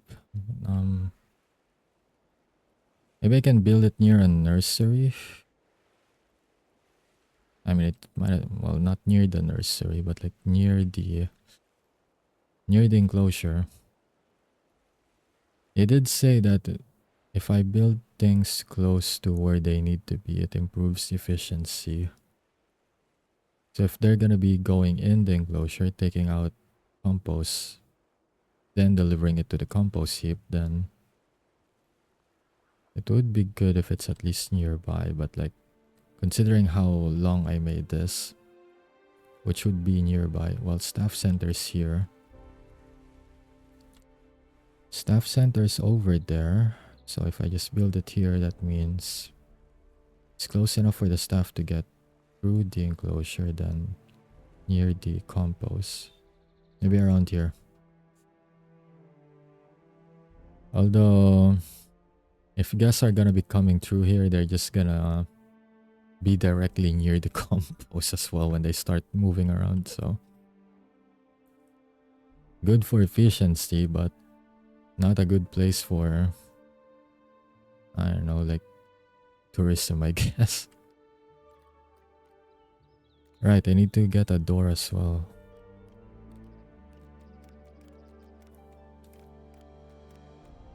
How do I... What's this? How do I pronounce that? Awnings? What are these for?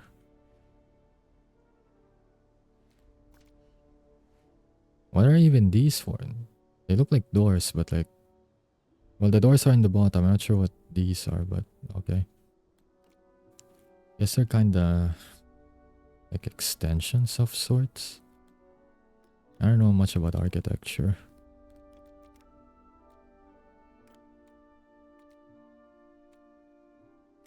I guess they're more of the signs, no? I feel like they're more of the signs. Okay, but I do need to find how to place a door. Is it called the gate? Seating area. Well, those are for guests. I'm looking for... There we go, staff gates. Found it. This one is way too small. This one, not tall enough. This one's tall. This one, way too tall. Okay, we just need this one done.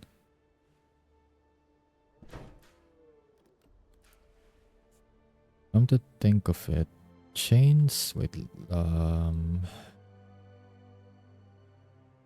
chains are tall, the chain link fence, but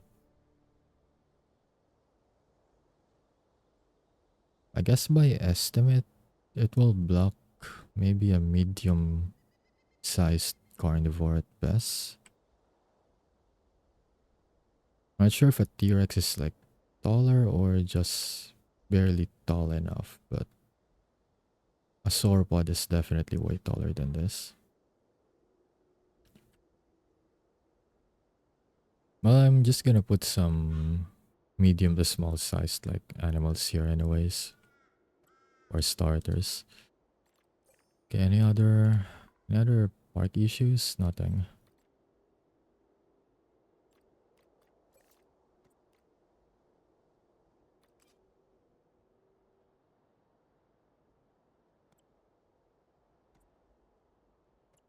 Right. What about food though? How do I... Right, that's the thing they haven't taught me though, right? Like, how do I put food in there? Oh, it's like Jurassic World then. I just need to put plants in. Okay, but... How about we remove trees first?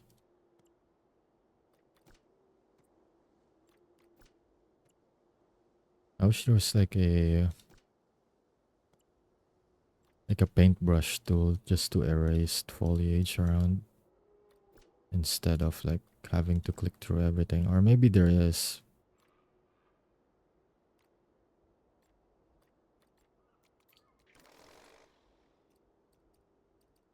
Well, I guess this will work too. I don't know if there's like another method, but I guess this will work too.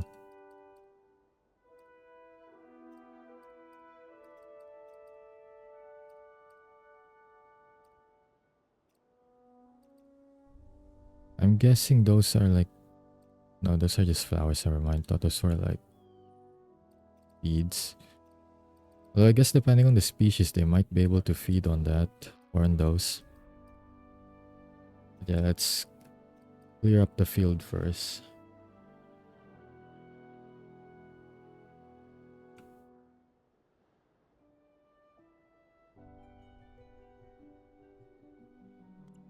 Okay, then maybe I decide what to put here first so that I actually understand what it needs. So that is not an Ursus. What? I selected an Ursus. Why did I get a T-Rex? What on earth? I got a T-Rex by selecting a bear. Okay. What?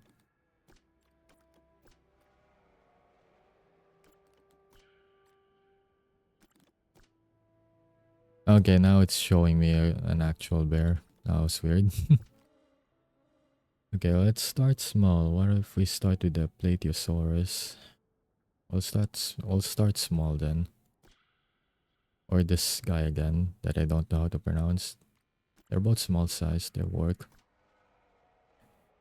The Torvosaurus is a medium-sized one, I'm assuming. Yeah, based on the height chart, They should be medium sized, although they may be taller than the fence if they like assume a taller stance, I guess.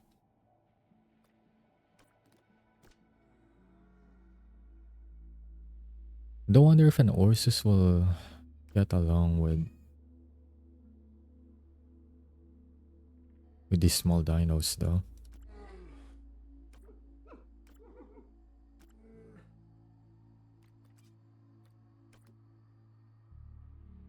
Oh, I can start with them. Can start with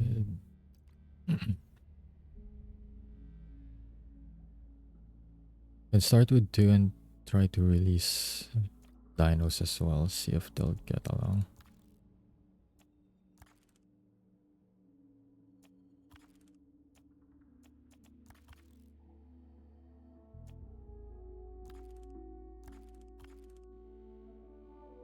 Okay, we'll get a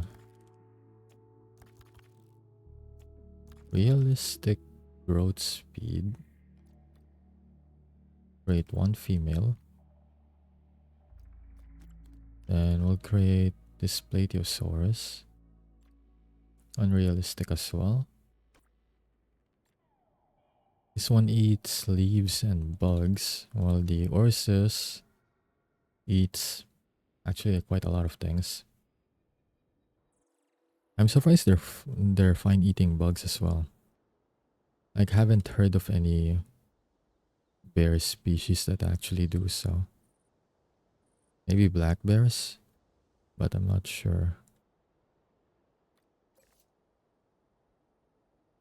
Oh, that's gonna take a while. It's 5 minutes. I guess I have more time to meander around and figure out how to do stuff.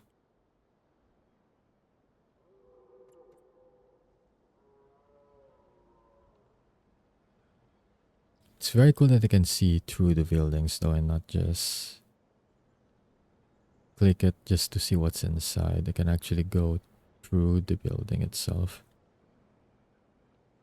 Although I do wonder, why is my staff not working? Or my staff aren't working, I guess. Idle. Why are they why are they all idle though? I mean, I'm producing stuff. Alright, because I don't have any production buildings, don't I? And then there's this. I have to like click it to open, or is it like open by default?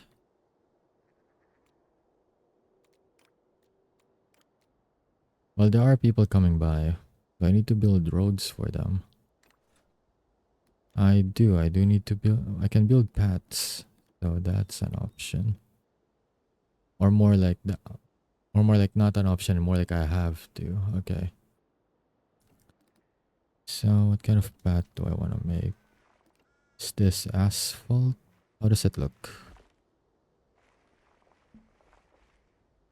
Slope too high. Okay, so it looks like that. That is asphalt, but reddish. Herringbone is more of a cobbles, more like bricks. This one's more fancier looking. Brick pavement. That looks like cement, and then concrete is like that. I think concrete is more natural looking for my terrain. I'll go with concrete then.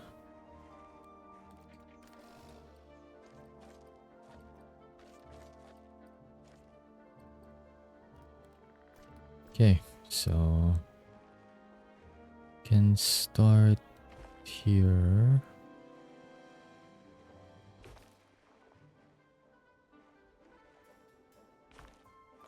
Oh, it curves as well. Okay, that's cool. We'll turn off like curve placements for now.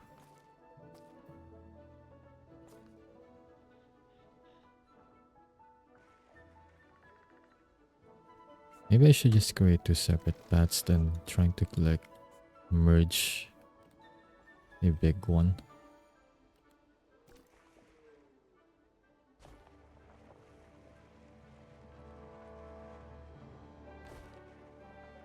Let's see, that works.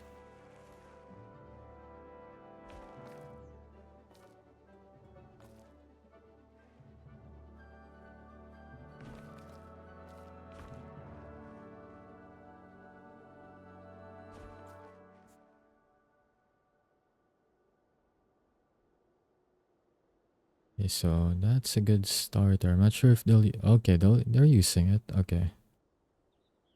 So I just gotta connect them. And maybe now would be a good time to test out while waiting the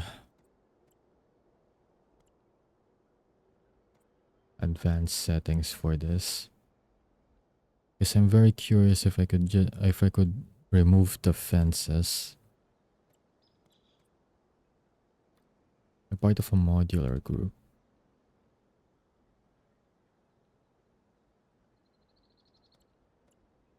So the entrance I can select, but what about the fence? I don't know if the fence is like selectable. So I can edit it. I'm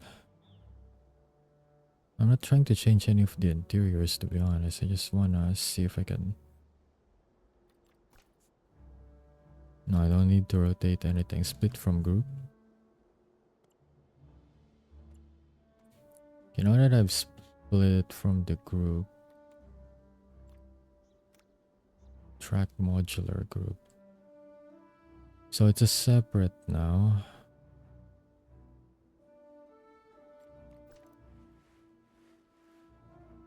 Ah, I see. So the fences are part of the this one.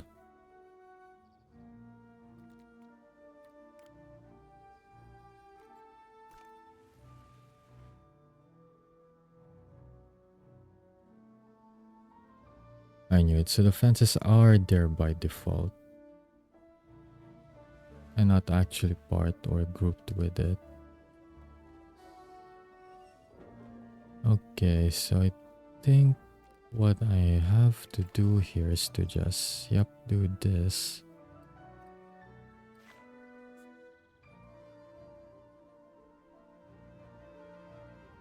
Guess we can make it so that I can remake it later.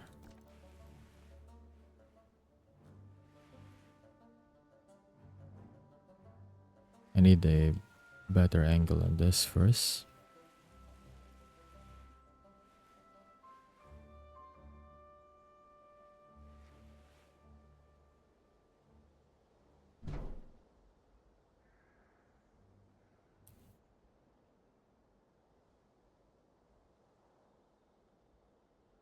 I mean, should I really just have this one fence over here? It doesn't, it's not really blocking anything. Okay, let's just remove that. I think one gap there's not gonna be that much of a problem. Then what kind of fence is this? I wish I could really just click on the fence just to see and identify like what kind it is.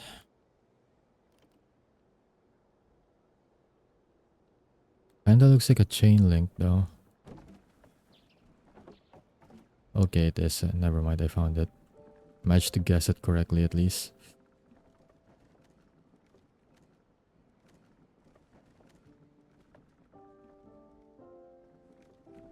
Okay, I'm gonna need to grid this just to make it easier for me because my hold on my mouse is not really that stable. I think following that grid should do it.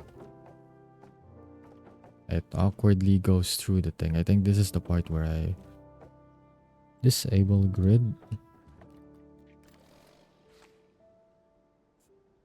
Okay, I think I know how to balance this out then. Enable grid.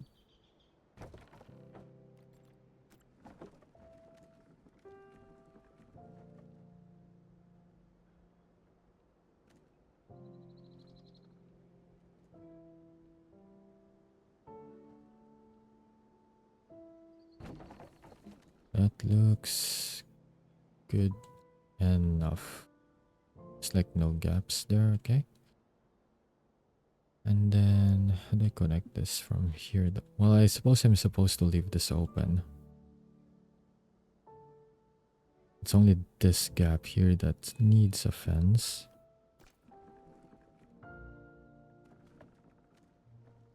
For this, I just need to...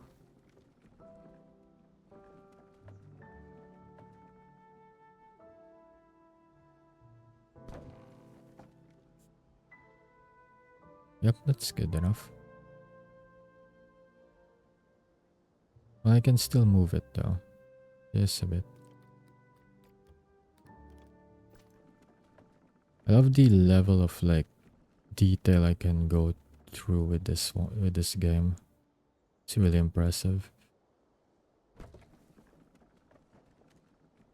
But I think I'll definitely spend more time on sandbox before I attempt to do the challenge mode.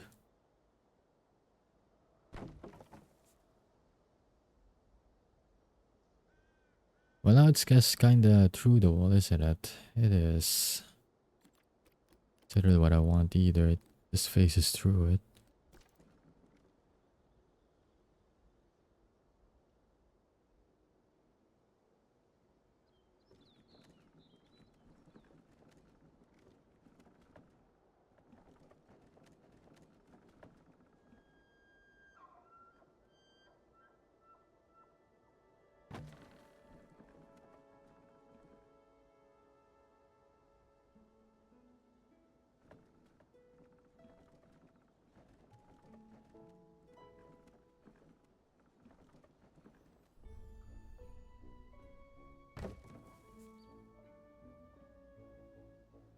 That looks better at least. There's I managed to improve on the spacing there. Right, the dinos should be fine now. Well, the animals. These ones look a bit hungry. I can practically feel them growling from here. Hopefully, stomach related. Well, they seem to be getting along fine. Represents an incredibly ancient group of dinosaurs that predates the huge sauropods we all know and love. One of my German colleagues at the Verband der Zoologischen Garten wrote to congratulate me on our first Plateosaurus hatchling. He said that apparently Germans have fondly nicknamed Plateosaurus Lindworm, after old tales of dragon-like serpents. Perhaps we'd better theme its paddock like a castle. Well, I'll tell you what, this ain't a castle for sure. More like just filled with boundaries. Diet is far more vegetarian than its modern relatives, but that doesn't make them any less dangerous. The cave bear belongs to the genus known as Ursus, alongside extant brown, black and polar bears. This same genus lends its name to Ursa Major, a constellation in the northern hemisphere. If you're ever stargazing and want to find Ursa Major, start by looking for the Big Dipper. So I got animal facts and constellation facts. Interesting. Also, it seems like they just feed on the environment just fine. It's a good thing I actually didn't delete all of the like flora around, because this guy's actually just eating from here. Water needs are still good, but it has to go quite far away for it. What's... no accessible food? Oh, this part has no food. Or I guess this part in... oh, it's because it disappears when I scroll up. Okay, maybe just this part in general.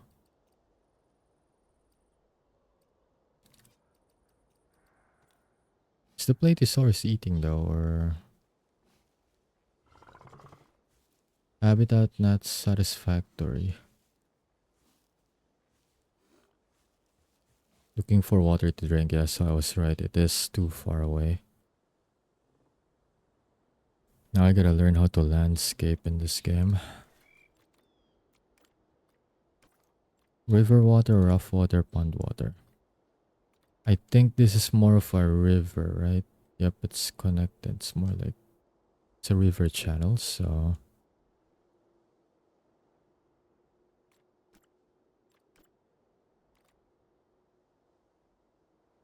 well, maybe on this side, but I'll just create like a small pond here.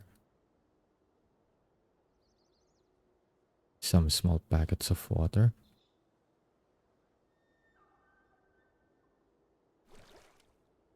Like we can have the grazing fields here, and then we'll just have like a water hole here, and then should be good. Going to drink. Okay, so it already detected the water hole I created over on this side. Like a small pond. The name Plateosaurus has nothing to do with dishware, but with those stubby arms, it's very easy to imagine them carrying a plate to an all-you-can-eat salad bar.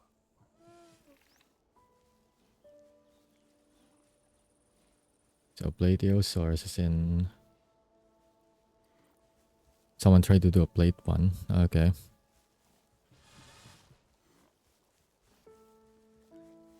So there's a forest need for this guy. What kind of forest though? Cenozoic. I need to like... Oh, I need to align the time period for this guy as well. So I need to find a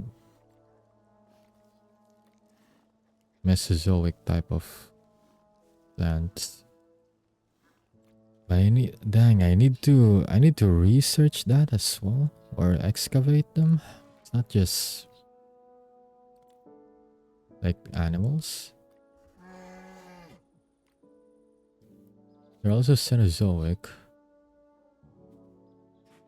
Okay, but now this part they didn't teach. How do I do excavations? Okay, over here then.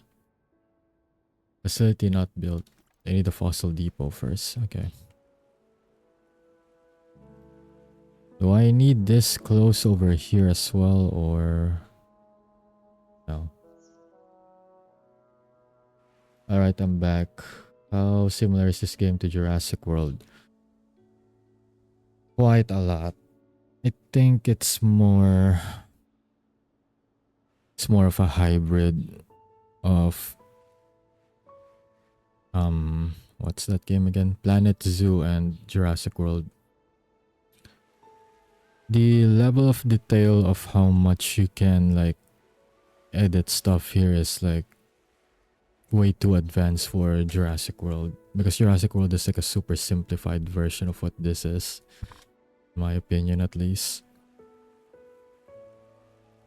Like you can even change interiors, rotate stuff in it, like it's like a lot of things going on. So this is definitely one of those games where I need to sink in quite some time to get used to how stuff works. Which unfortunately I may not be able to do, so I'm gonna be busy with stuff in the future.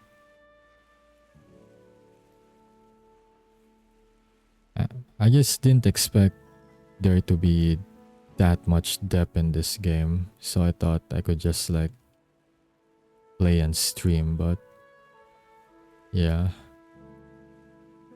think I might be better off learning how to play this off stream a little bit more before diving into it.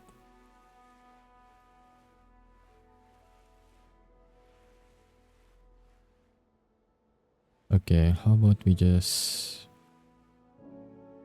put it here? Maybe I have it placed facing this side.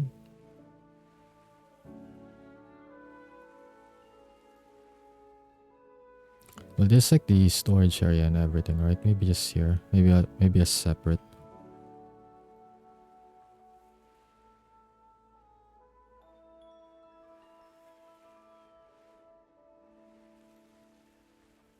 I need to use the grid. I don't know how aligned this is right now.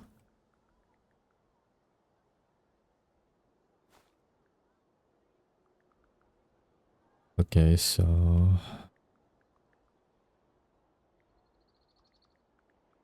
they're kinda out the grid. At best it's gonna be aligned with the unfinished fence, which is fine. That'll do. Maybe put it here. Sounds like my type of game. I think it should be. I'm not sure if the sale is still happening right now, but I'd say it's on a decent discount. You can try to buy it if you want. But even so, it's not even as expensive full price as Jurassic World Evolution. Granted, this game, I mean, is still in early access, so there are still some stuff being added.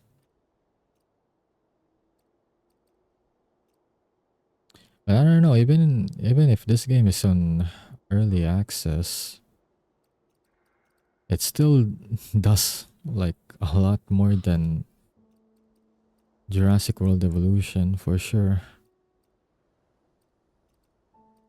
It doesn't even feel like it's a game that it's on early access, not gonna lie.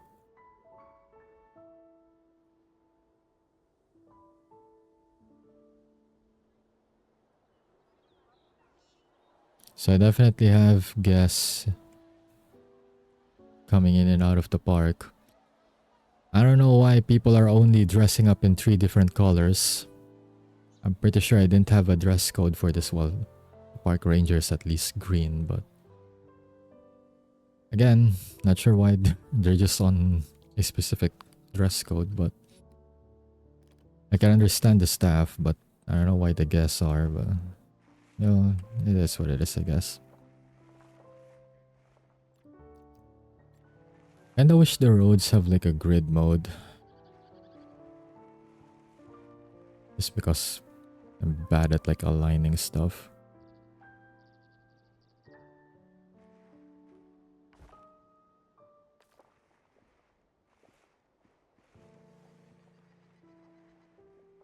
Right now I'm just being super careful with money because I can't work. Understandable.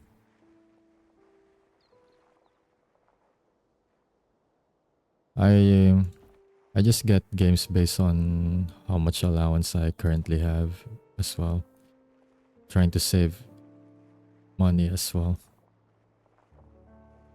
Just so that I can help with the expenses once we start moving stuff to the new apartment.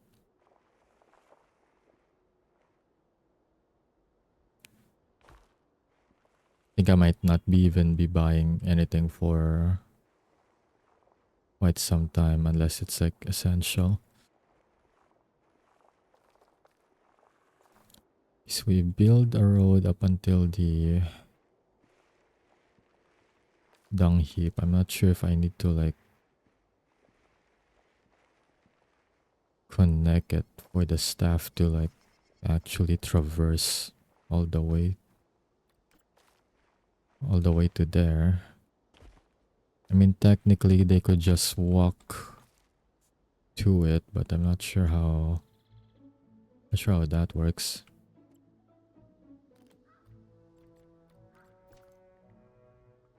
Guess the tutorial definitely could be better at like explaining stuff.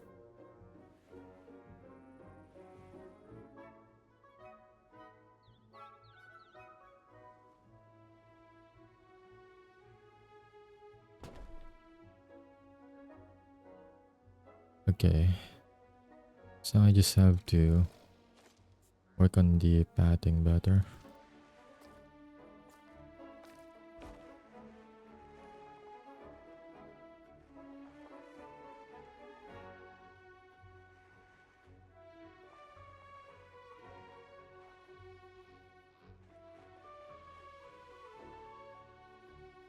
Maybe I can curve it.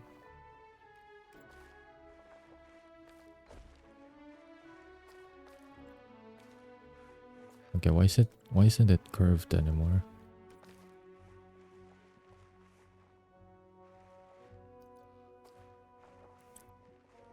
Is it really only like go in a single like direction?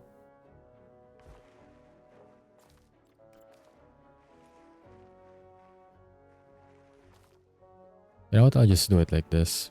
I don't know why I'm trying like to be fancy with it and everything. Is there's a road leading there? And people are starting to roam around. They don't seem to be keen on like going all the way. You also live with your parents? Just my mom. My father's living in our actual house in the province. We're just renting a place in the metro because of work-related reasons. Right, I need to do dig sites. Let's see, Mesozoic. I need flora first though. This one's for a tropical climate. There's so many things to dig for though. Hopefully there's no limit aside from money. There's like a lot of things to check out. Coastal climate. Damn, this like a bit overwhelming. Okay, so I have 5 teams. I have 5 science teams. I'm showing you can at least go on 5 excavation search parties max until they come back.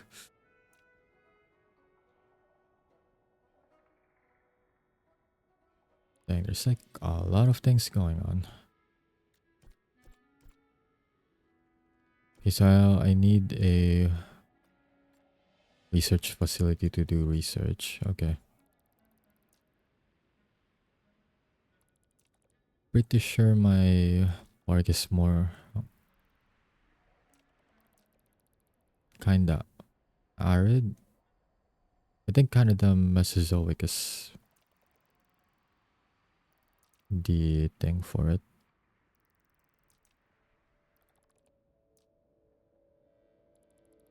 I need to search for plants though, but it's only fossils here.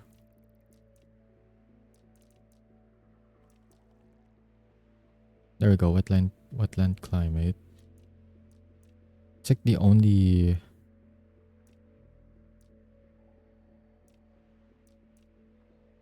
flora I can get for Canada. The rest are US related flora. Guess it'll be fine, right? You can assign one team there. We'll just get a bunch of plants, see how it goes.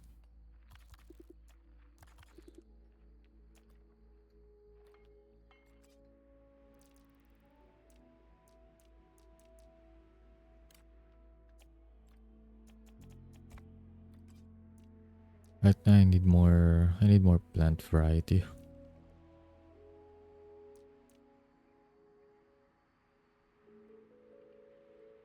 Wait, there's Cenozoic, right? I forgot to check. Could be researching. There's Cenozoic. I'm researching Mesozoic related fauna though, so not what I want.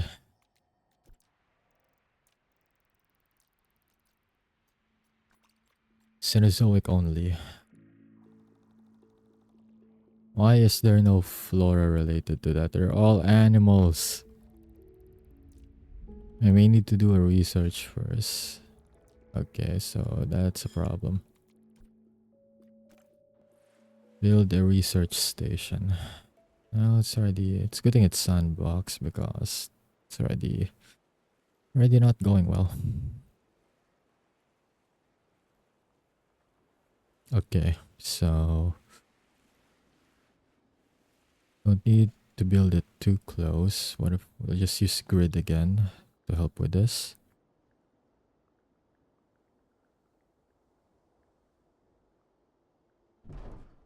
We'll just have it nearby. Okay, maybe that's too... Is it too near or just the grid? Okay, it's not too near, it's just the grid. Okay. It'll do. Just have to deforest it a little bit.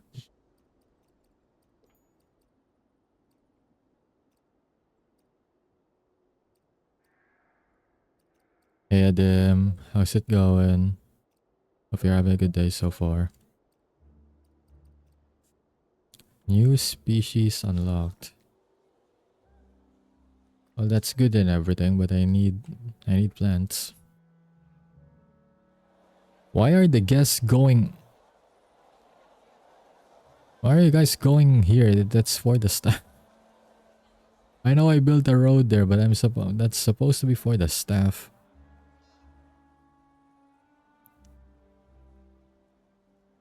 Not everyone literally just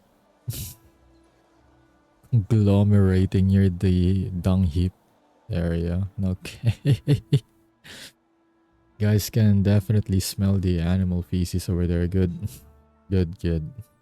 That's quality park attraction right there. I meant the road more for the staff, since I was wondering if like the staff would even bother going there, but interesting, I guess. Well, I learned that.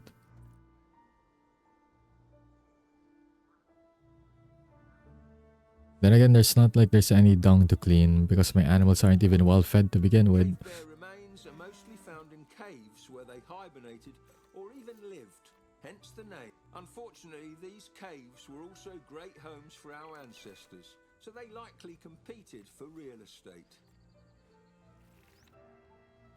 Wait a minute. Oh, so I mistook what I don't have for Mesozoic then. I already have Cenozoic related stuff. I was just confused about it.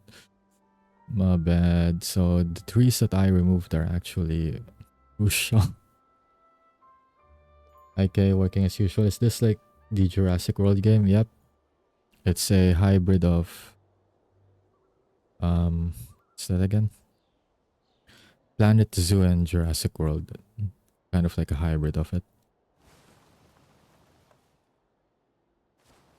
Okay, so I do have Cenozoic related fauna. I was just not really paying that much attention to it. Or maybe I just got confused. Could be both. They say it's not enough food, so how about we get a mix of foliages. Wait, hang on. What do I want?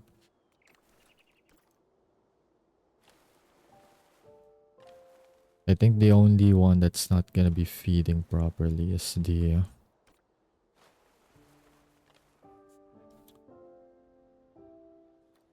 the dino, I think. Actually, both of their need requirements are very low.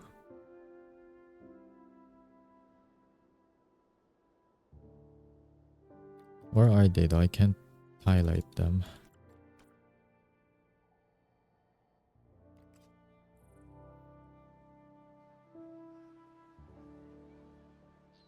I don't even know where to find them. I can't even see where they're at.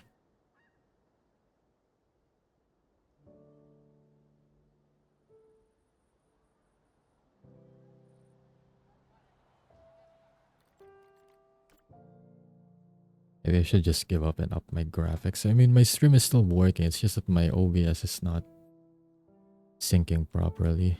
It's gonna be like when I'm playing Outlast Trials. Maybe you can just up the settings so that I can see things better. So I hit my mic by accident, my bad.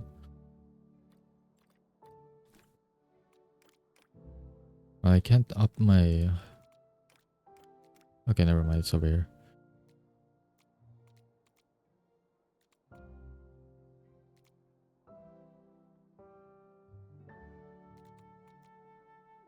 I don't think it's gonna do anything there though.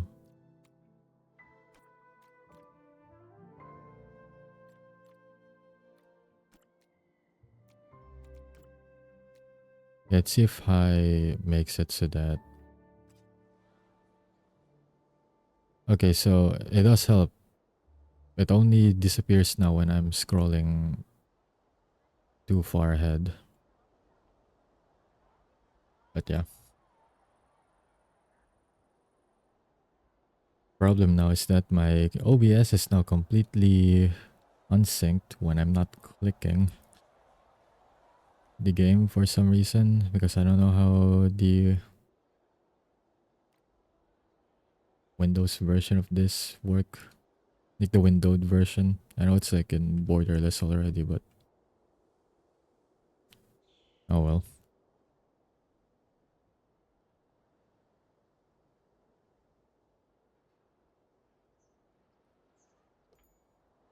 New species unlock, right? So my dig teams are coming back from their expeditions. Open research. Let's see. I have unlimited money, so I can keep just researching whatever. So there are feeders, right? I can just rely on the actual fauna, or I can make feeders. High capacity, low feeders. We'll do a research there then. And then high capacity feeders so that we can accommodate all sorts of animals. Induced androgenesis, so we can create males so that they can actually like have like a family dynamic, since they can actually create families on their own. I don't need to like keep genetically making dinos and animals. Now if I can only see where my animals are at, that would help. But I don't see them anywhere. Well, I see one of them. So let's see, I have low social group needs. But I'm not sure how much do you even need population-wise. I think 1 to 3. The earliest relatives of the sauropods are often called I don't like boreal prosauropods, biome. but Prosauropoda isn't an accepted taxonomic group nowadays. Instead, Plateosaurus and its relatives are called So I may have basal potentially sauropodamorphs. created Still, I an found that most unsuitable field because I paleontologists know what you just mean, put regardless. any Cenozoic related flora around. Okay. I need to pay attention to it better. So what if we just reset everything?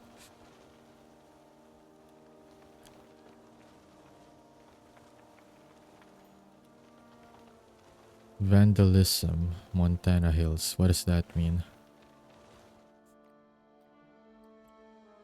Actually, I need to check if they have any overlapping biome.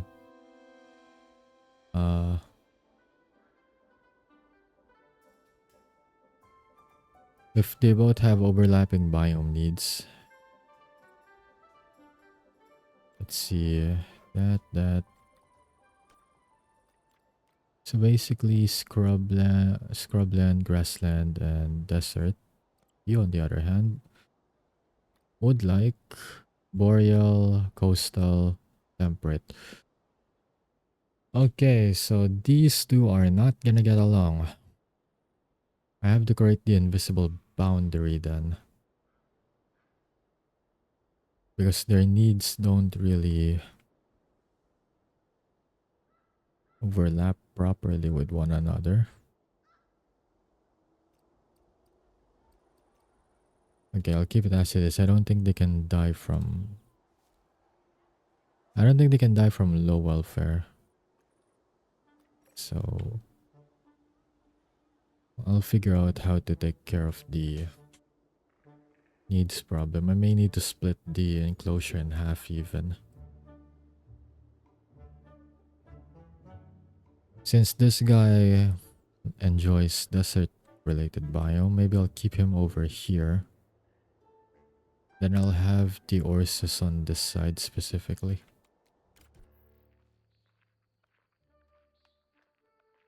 Oh, it's the dig site. Okay, got it. It's actually just a dig site then. That I got a notif on.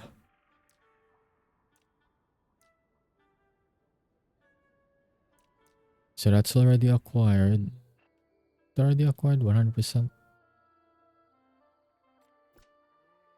I'm guessing it is 100%. I think it's kind of full. Has a check mark on it.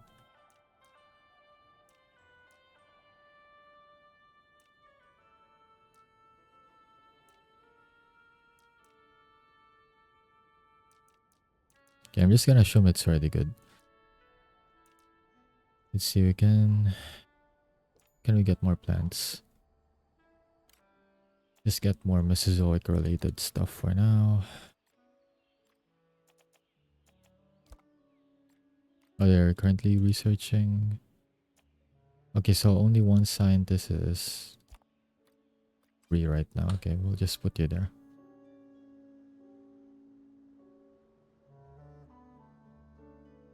Right now I gotta figure out how I want to split this.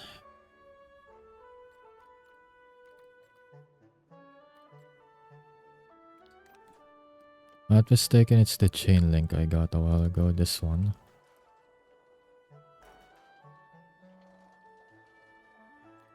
Right, pressing shift does not switch it to curve mode. I'm so used to how Jurassic World controls are. Anyways, I'll get used to it in time. Grid. I need help with better placement. There we go. Is that enough space for it, I wonder? I don't think so. Okay, redo everything. Here might be a better option. Just so that we can actually get some foliage.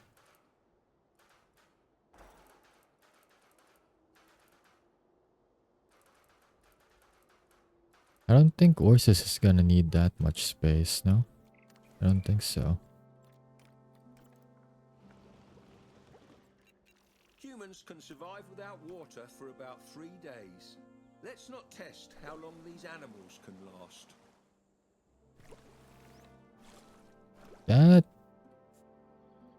Is that even ethical? I feel like that's unethical. Although I'm kind of doing it right now because I'm not really providing their needs, but more like I'm just trying to figure how stuff works first. I'm not depriving them on purpose.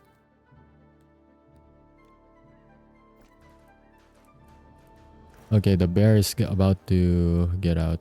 I need to fix this. There we go.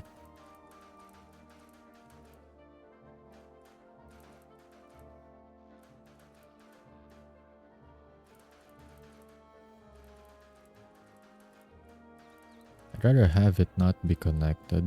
Maybe I can use the invisible boundary there. Maybe that's what I should have done instead. Can I even undo everything though?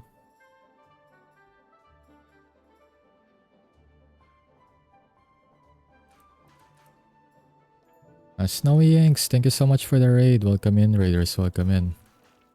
My name is Kaisara Kurobane. I'm a memory weaver PNG tuber. I play a variety of games, mostly horror and mainly Dead by Daylight.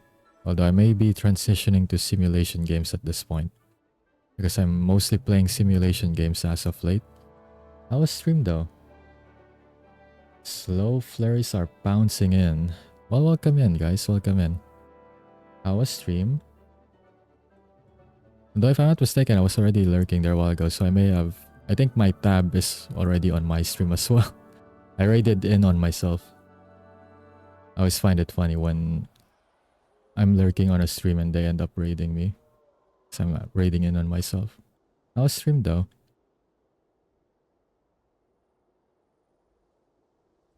Also, do apologize if I butchered the pronunciation of the names.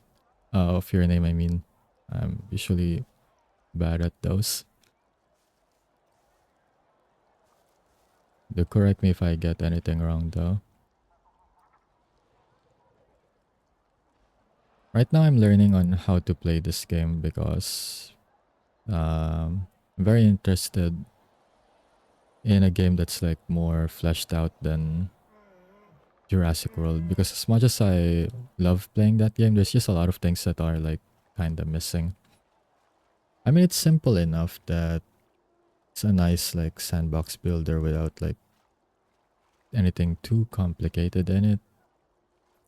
But I feel like some things are like a bit missing a bit. Although now that I've played this game, it may be a bit too overwhelming for me with like how much customization you can do, and it's still in early access as well. But yeah, I'm just gonna take my time with it though. Right now I'm trying to build like a functional park. So far I have stuff in. It's less of a park and more of a well, I don't know, maybe an incomplete facility. Hi, I hope you're having a lovely stream and night. My stream went pretty well. Had fun playing different games on itch.io. I see you. The stream's going well, or well enough, I'd say.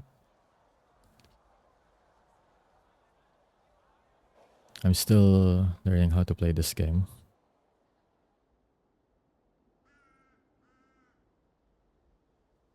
Oh, I failed to separate them. I actually thought this guy was like over there. I didn't check. Well, I was supposed to separate the Plateosaurus, but how do I move you now though? Oh, I just can move you manually. Right. The same. I don't need to trank and move them, right? Just move them. I've heard that an exhibit could use some assistance with food. Yes, I know I don't have any food for them. I'm still figuring stuff out. They're hungry, I know. Thanks for the hydrate. Appreciate it. Not worried about the names. I have trouble too. Snowy's all good.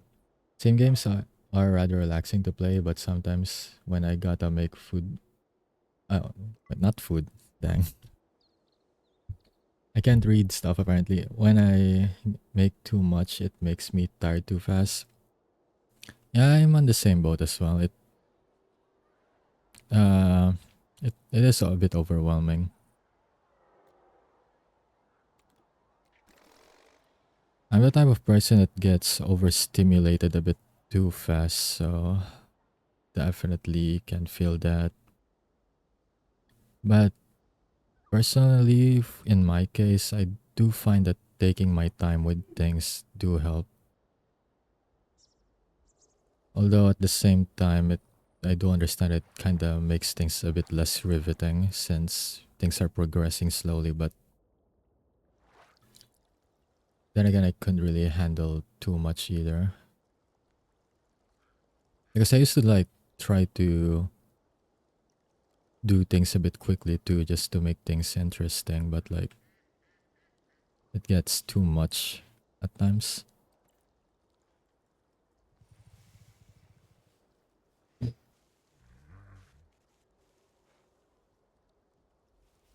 Let's see. Okay, so now we can plan for the biome a bit better. Can have boreal, coastal, and temperate. They're fine with any of those three. I want to round out the enclosures once I actually figured out how to like provide their environmental needs a bit better. This is scrubland. That one's more suited for that guy over there. Actually, they're all scrublands.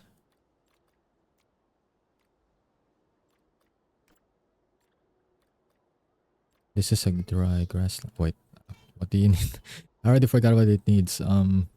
Temperate. Temperate biome. Okay, so stuff like these right here. But back in the past though, I usually play more horror stuff like Even giant Phasmophobia pandas with their cute and cuddly or reputation Outlast have Trials. exceptionally strong bites for eating bamboo. Now imagine a herbivorous bear that weighs as much as, if not more than, an adult polar bear. I also play on solo just so that I can actually learn better, because what I figured out back then was that if I like play a horror multiplayer game that's at least doable on solo for the first time with people, on a collab, I mean, I can ask for help on like what to do and how things work, but I don't actually learn as well as compared to if I'm actually doing things myself for the first time, because I end up being more reliant as instead.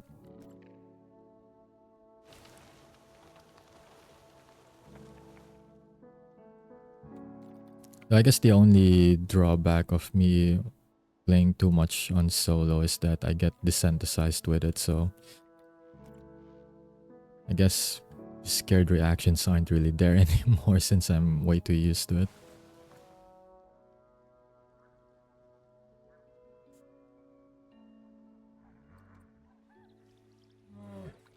Again, now this guy's enjoying its environment. Although it needs more forest, fair enough.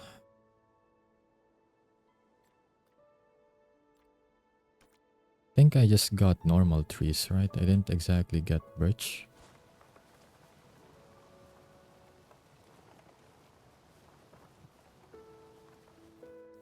Here. There we go.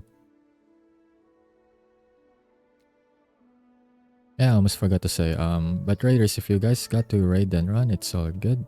I appreciate you guys dropping by, and do take care of yourselves.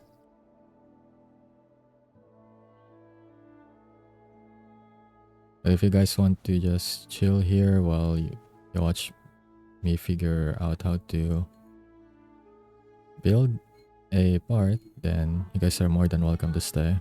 Definitely appreciate it.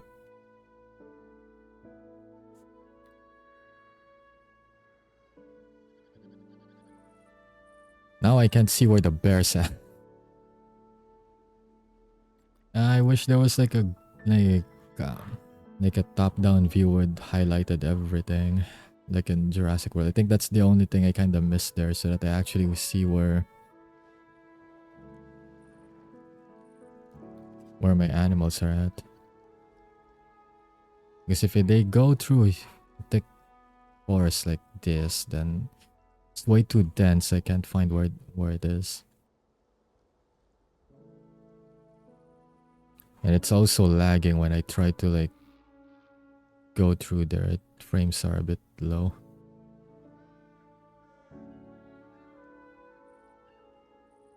Maybe I should lower foliage quality. Maybe it'll help. What is that? Which category does it belong to though? Grass?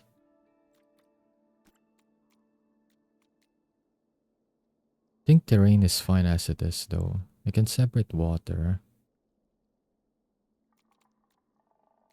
I'm gonna assume that grass is under, or trees are under that category as well with the grass. Just see if it helps me trying to look through it.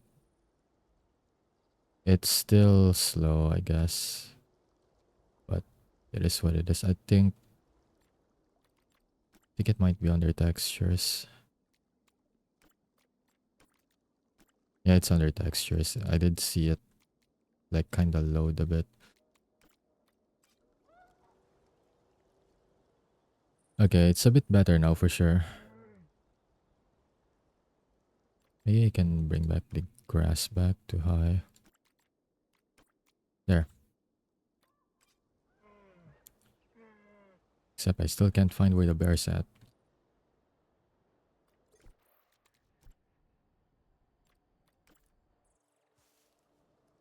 guess that's the method I can do for like trying to track down where they're at, but okay, no, never mind. It's a simple process. I just didn't figure out at first.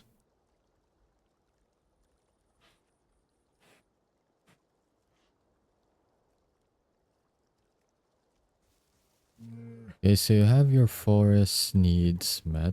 So I made just enough of a forest for this gal here because it's a female.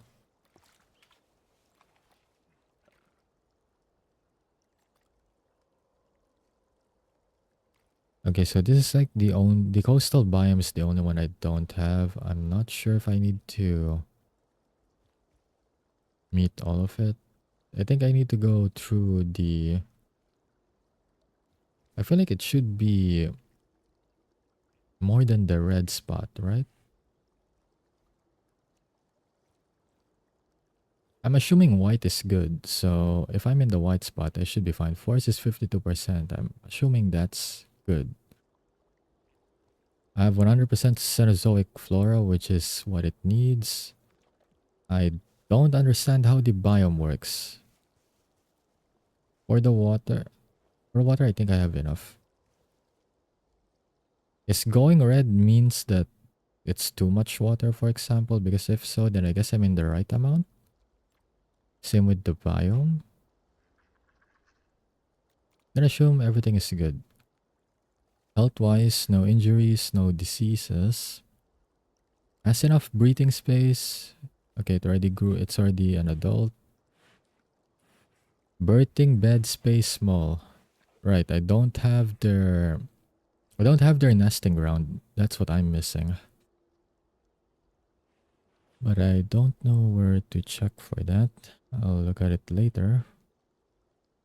Maturity is 100%. No mutations. It's very healthy. It needs friends though, that's for sure. Its social needs are very bad. And diet as well. This reminds me that Infinity Nikki lets you edit the house area, even removing hills and landscape. Very overwhelming, being given too much freedom. I didn't even know that Infinity Nikki lets you do that. I just thought it lets you like customize a lot of like outfits and like have a fun dress up game. Actually interesting to know that it lets you manage like the environment and stuff, because I didn't really know that you could do it there. Thought it's more of an open world game than a sandbox.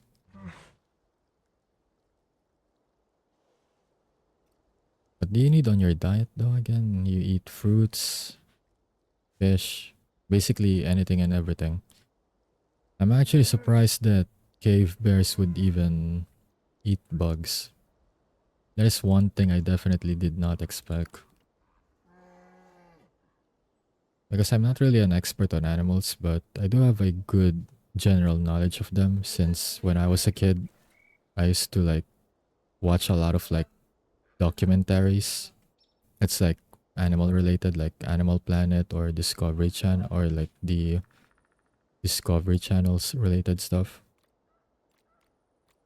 So I know a fair bit, but I definitely did not expect that. That's very interesting to me at least. Now where do I build a feeder?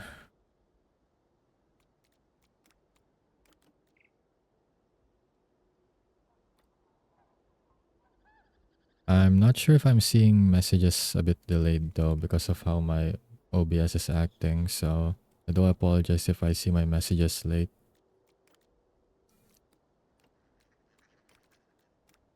I do try to respond when I see something pop up though.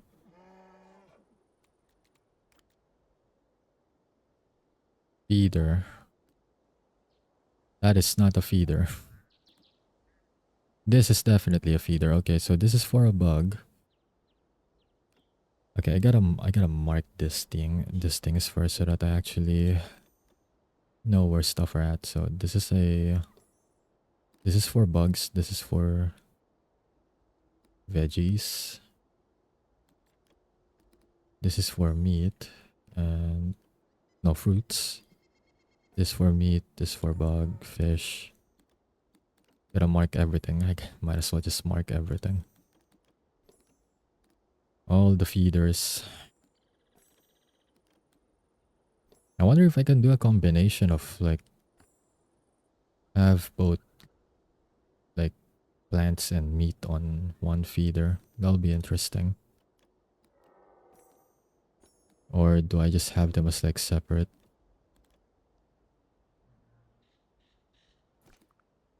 Okay, so we get a...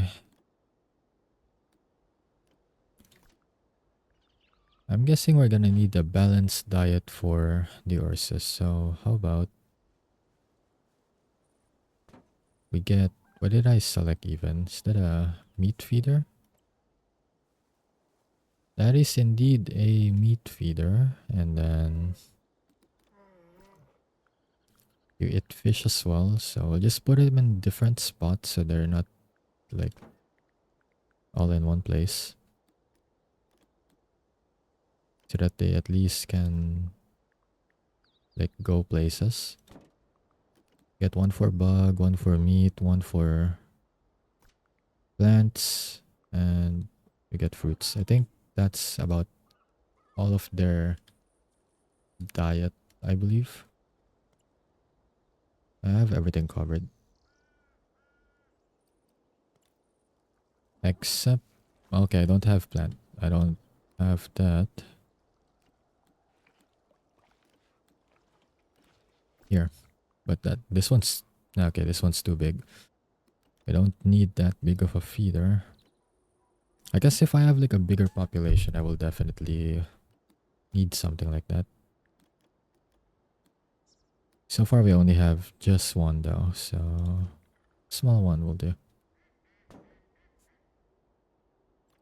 Alright, I should add some foliage around.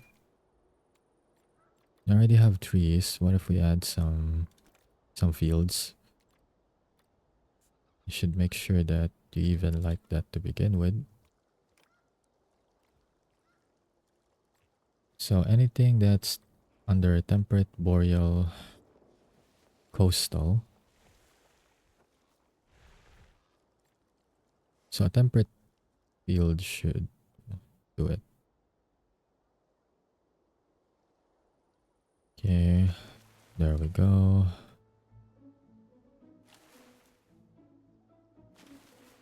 Just the right amount, maybe not too much.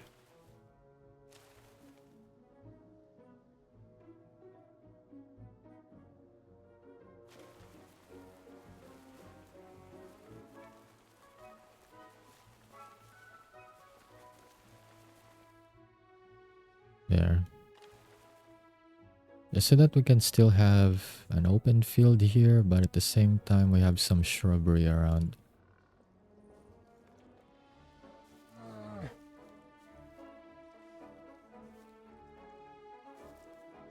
So you have a low crowding tolerance. I'm guessing you only would tolerate other horses. If it goes past that limit, you might start threatening other species, I'm guessing. This based on my experience in Jurassic World, I feel like that's how it usually goes. Okay, so let's just get the staff to do their job and refill everything.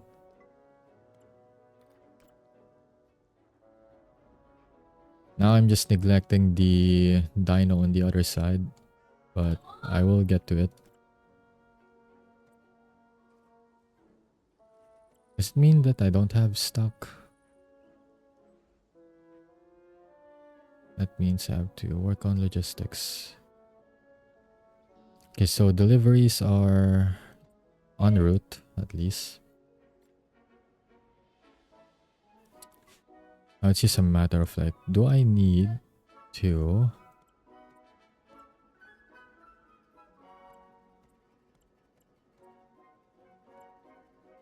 Oh, they're grouped together. I need to unlink this first. That's gonna be a problem.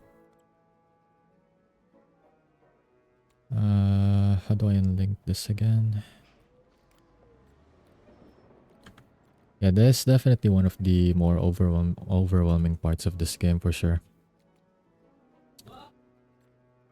I barely remember how to unlink stuff together. Duplicate selected groups. No, I don't need to do that. Although it does help. Man, I forgot how to unlink them. I usually like putting stuff together, but I wish they don't just auto-link them like that. Because now when I click them, I can't really Oh wait, never mind. I can just scroll. Yeah, that's the first. I just figured it out. Never mind, I'm good. I don't need to unlink them anymore. I can just scroll up and down. Okay, my bad. Alright, so we gotta take care of the Plateosaurus here soon. Right, so I should have a park ranger coming in to check here soon, right? Do I have unlimited money? Maybe I should... Am I understaffed? Maybe I should hire more.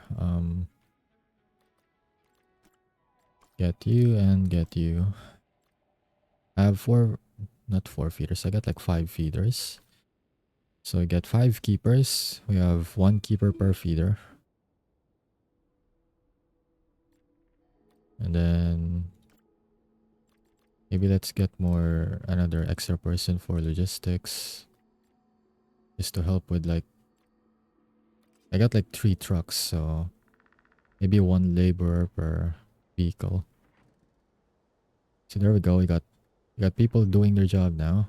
At least they don't need a road. They just kind of make their way there.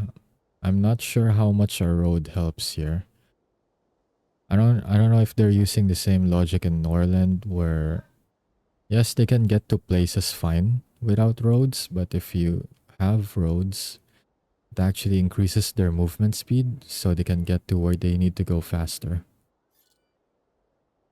Not sure if they're following the same like system there.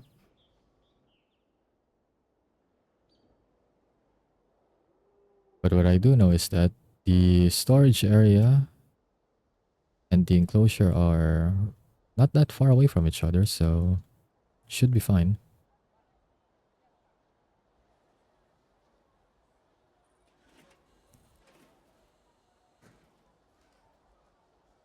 I like how they're not even using any vehicles. Like, at the end of the day, that is still a prehistoric bear. So, I'm not sure if, like, casually strolling in an enclosure with a bear, especially one that looks like a grizzly, is safe. I feel like we should have like a vehicle for that. But hey, what do I know? I mean, for sure, not even vehicles are safe in Jurassic World. At least that much I do know. Where's even the Ursus right now? I guess it's just casually sitting down being a bear. Maybe it's friendly.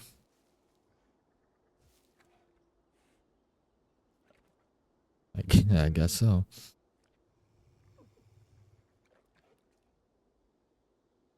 Okay, so are you gonna start feeding soon now that we have food around? You're only missing the diets. I'm not even sure if this one has been feeding for a while now.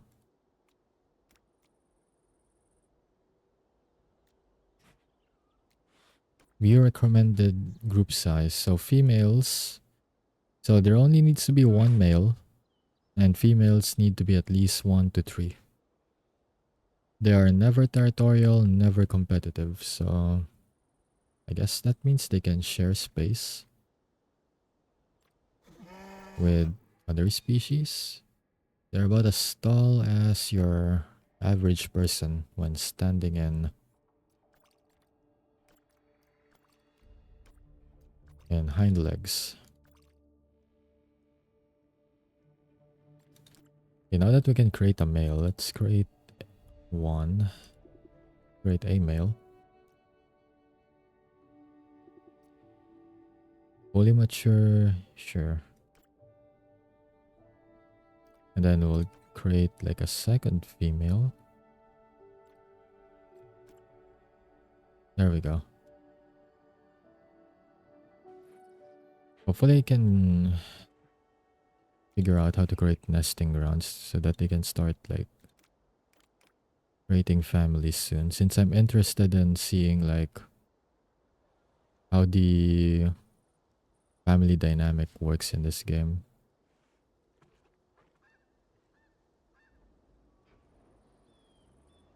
How do I create nesting grounds?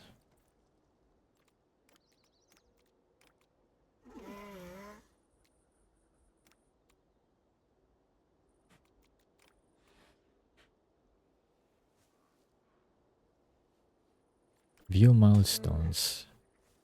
Alright, their life stages. It's like the developmental psychology life stages. But since I already created this one as an adult, then it's not really gonna reach any milestones. It's already had all of its milestones.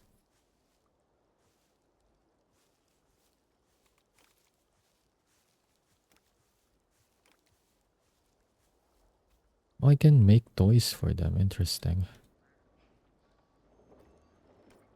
Just for behavioral enrichment, right? Okay, since they're bears, how about...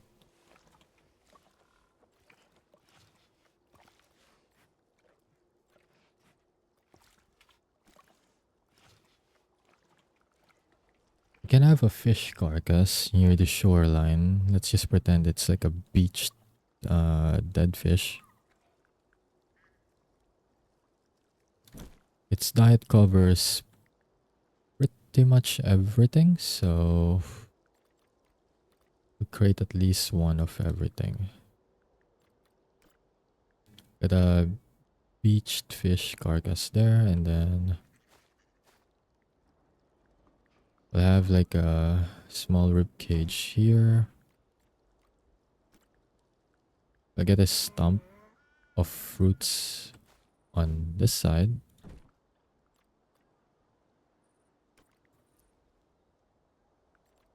And then what else? Blood pumpkin. I mean, it is spooky season, so we might as well just get a pumpkin here, I guess. I don't know if they have like Halloween decorations for this game, but I'll count this as one. I got a blood pumpkin there, and then what else? Termite mound. I feel like this is more for anteaters, so we'll just leave that. Fruit block, frozen. Oh yeah, we can get an insect log for sure. Oh, they're interacting with the thing I just put there.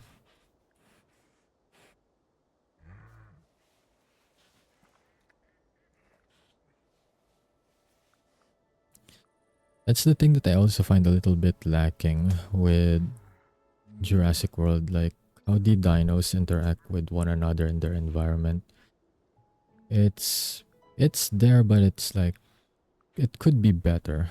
I know that's what they're trying to do with 3, but that's gonna be a bit too overpriced for my liking. Well, I do think it's already out. I'm not sure. I think it already came out. But I think this game already does it better than over there. I mean, it took them 3 games to finally implement a family system there. Meanwhile, this game came out like at least 1 year later than Evolution 2, and it already had that implemented in. Okay, well, got that log there. Why is there a picture of an Ursus here? Did I accidentally click on it? I think I might have.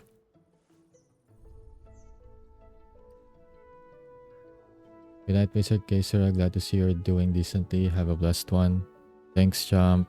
Thanks for dropping by. Appreciate it. And have a good night as well.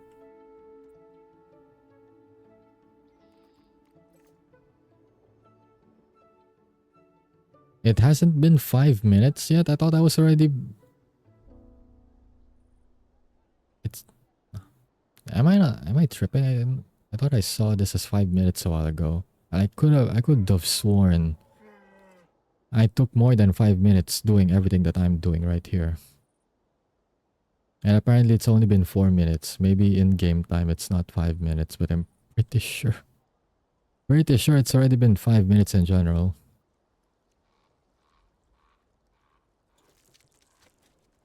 Oh, they even refill the enrichment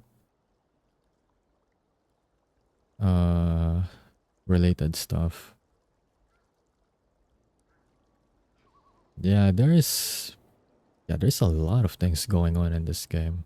I like it though. I like it. Okay, we're at least finally getting somewhere. We're at least finally doing stuff. That's for sure.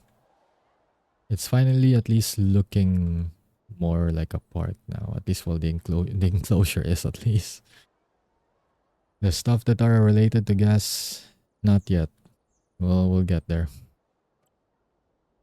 Right, I should do some research as well. Capacity protocol, semantic growth modulation, editing size for animals. Okay, I'll get that. Can get that.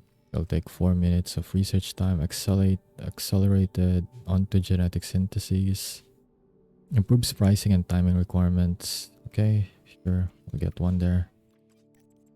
Capacity protocol. Animal nursery capacity to 15 slots. I'm not really producing that much. It's fine. Specific patterns for animals in the nursery. Yes, please. So I can do some voting variety. Then let's get more flora for sure. Let's research more plants, more environment related stuff.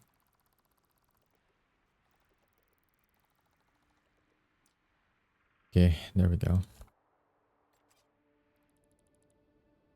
So far I only have like fauna that are Cenozoic related or reliant. And I do have those unlocked, but I should prepare for when I get some Mesozoic animals here. Overall park rating is at least half a 1 star. That is pretty good already for what I've already done so far, which is still like super bare bones. I'll take it. I'll take it. I think I'm starting to finally do some stuff around here, which is good. I feel like I will forget half of these things by tomorrow unless I play again.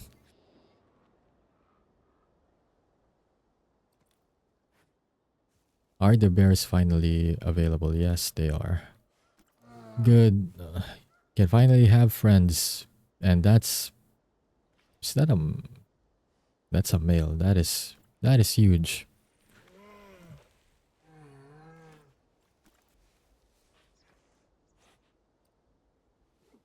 Oh, did I not select realistic growth for these two, or are they just randomly generated size wise? Because both of them, even the other female is bigger than the current female I have here. But the good news is that at least they finally have their social needs met. Hard rock Henan deposits. What happened? What exactly happened? Are they suffering delays? Well, can invest more money for faster time, I guess. I'm guessing those are issues that are kind of delaying like their progress, but that is all good.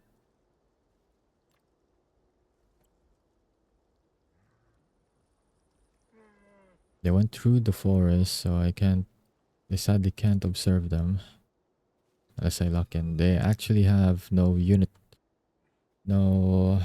environment collision, at least for now. They just go through trees apparently.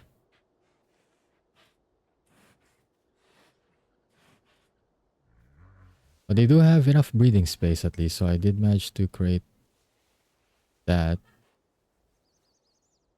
So I guess I don't need to worry about that anymore. I managed to create it just fine.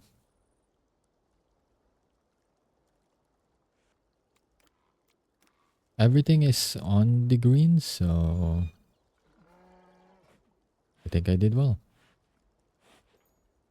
Just not with the diets. I'm not sure what to do with that one. The feeders are there, but they're kinda... There's no white bar on it, so I'm not sure if I'm not doing it correctly or what.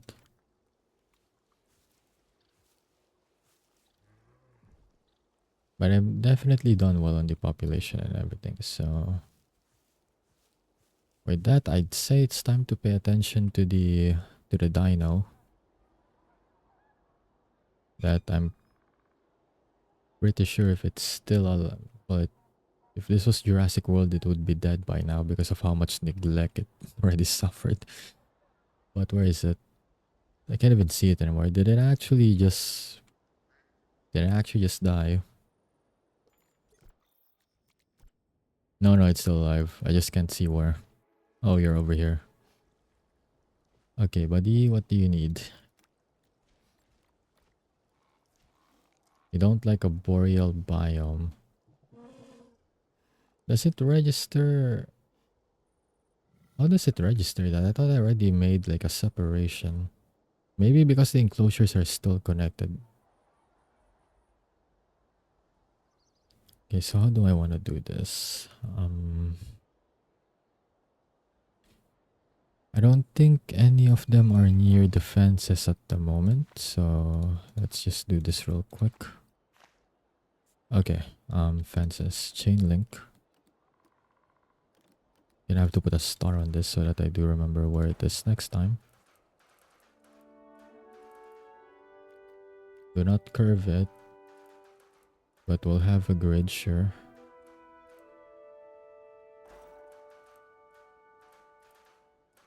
There, now it fits better. For this one, A+ on animal welfare. Good. At least I know that I took care of the bears perfectly. Because A+ means it's flawless, right? Should be.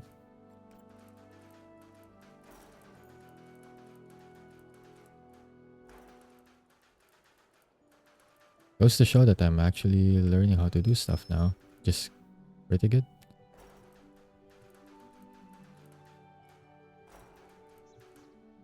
Okay, for this one, the grid is the grid I mean is definitely not helping.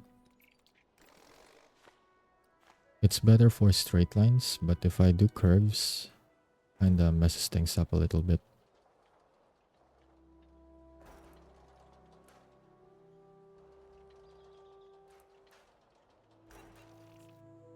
There we go. Keep these animals well fed, we'll be less likely to run from issues down the line. Literally. That's a good thing I'm playing sandbox. Can't have issues when I'm literally just doing sandbox. Oh damn, it's only been an hour so far on stream. I thought I've been doing this for 3 hours. I know I started a bit late, but it's only been an hour though. Yeah, I am getting a little bit hungry. I might start getting food soon. Normally I usually end stream around this time. But I didn't start early either. And besides, I'm still having fun with the game. Although I definitely need to do some stretching. Because my neck hurts. I think I may have been in shrimp mode. Without realizing it. I need to straighten my back and stuff.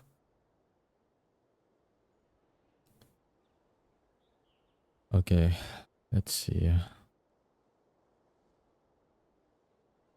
You are over here. You don't like boreal biome. I don't know how to remove it though. I mean, there's nothing in the enclosure right now. Is it like too near? Is it? Because it's not like there's any flora around the biome as far as I know. I do have it over here on this side. Not on this side though. But I guess it registers the areas outside the fence as its territory still. Which makes sense.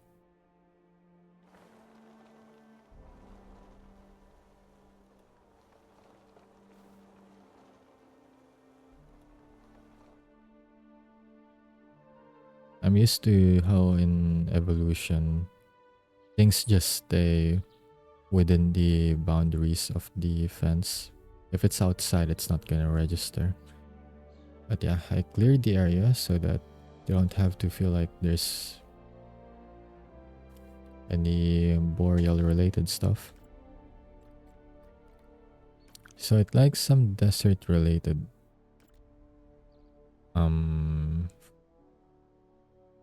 plants, right? So how about some cacti? Can I have some nice cacti over here? Just a few.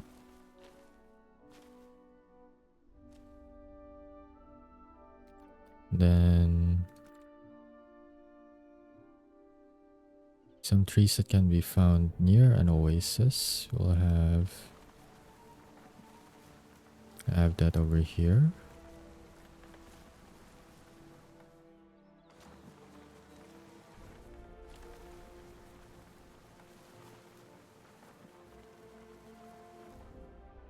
There we go. And then what else? Well, actually, let's see if it likes it. Okay, so there are some biome needs, and they swim on water. They have a nice swimming animation. So while it's taking a nice dip there, we need more forests. So we'll do it here.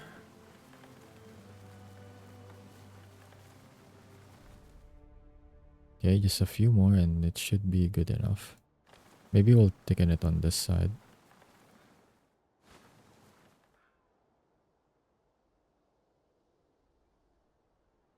Okay, I need more. Okay, that's good enough. Barely, but it'll do. Okay, I need to just clean this up a little bit since some of them kind of went out of bounds.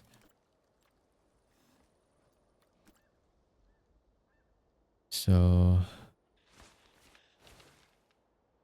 I just want that one specifically out. Can't remove it though. I was able to do it a while ago.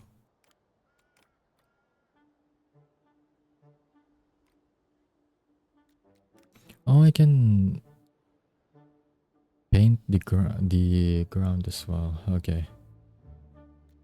Yeah, that's also an option, but gotta figure out how to clean stuff first. Oh, there's like there's a brush tool. That's what I was looking for a while ago. Okay, okay. I see. Okay, definitely learning more stuff now.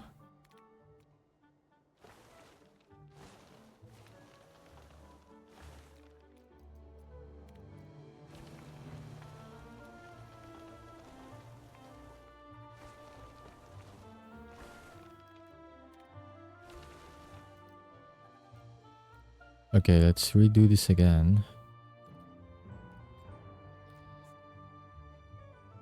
Okay, now that I know there's a brush tool, I can do this a bit more in a refined manner. We'll keep the radius small. Just so that it doesn't go out of bounds again. Maybe not the cacti.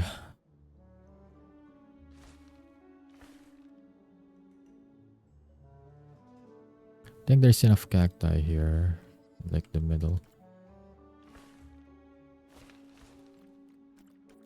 But we can just put a little bit more. No, do not do the remove there. It should be enough. And then for here,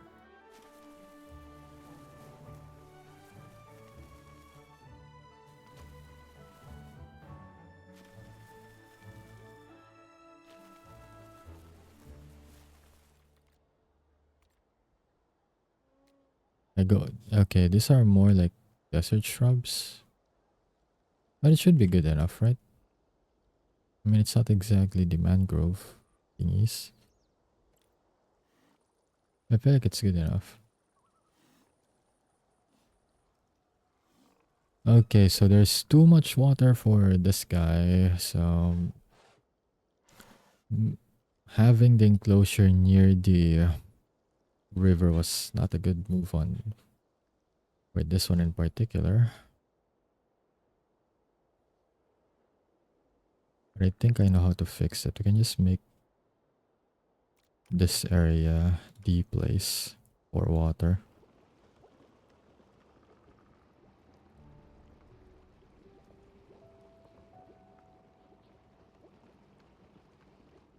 I guess if I get like a baryonyx, it would enjoy this area a bit better. But that's not what I have available.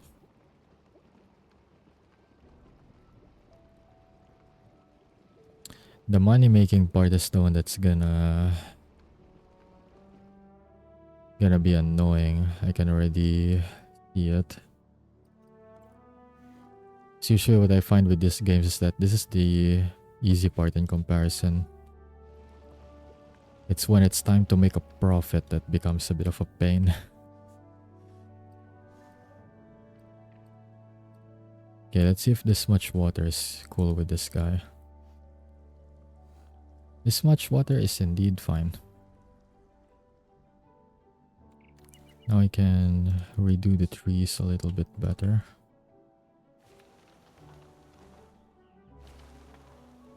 Since we're not hugging the water anymore.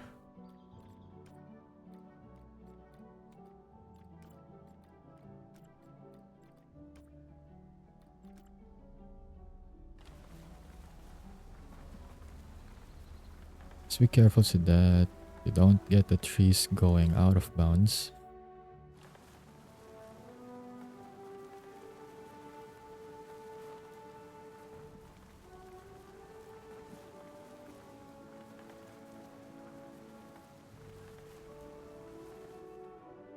There, and then can put some desert shrubs here.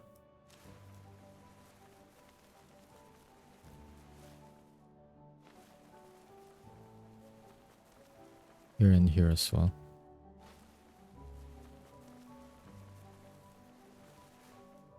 Maybe I'm gonna just increase the size a little bit. There. Although again, went outside.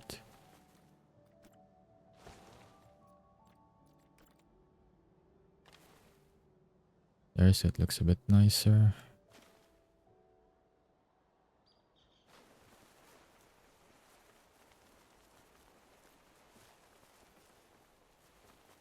There we go. I think it looks well enough.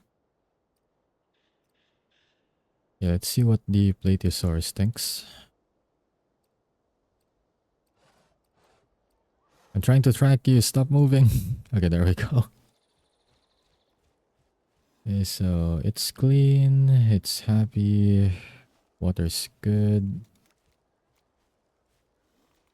Now I just gotta have it some friends and food, definitely. Needs a feeder. Alright, but I am getting really hungry now, so I'll Go select the bears so that I'll just watch the bears do its own thing while I go grab some food. I'll be right back.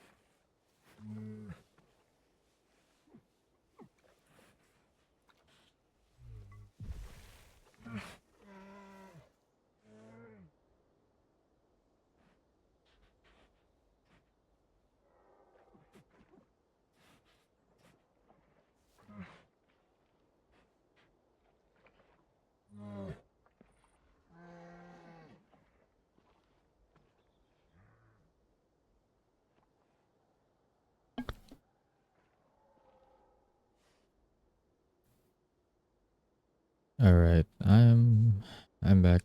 I got food. I'm just gonna wait for it to cool off a little bit.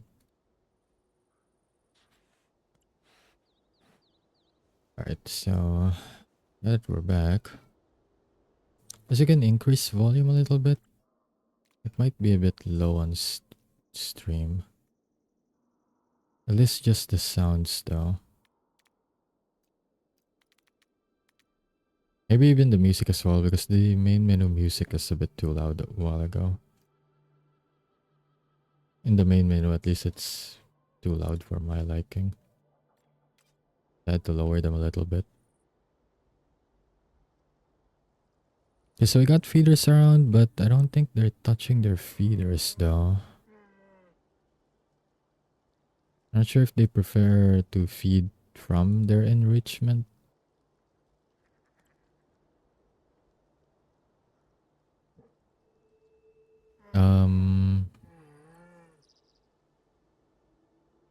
I recall this again.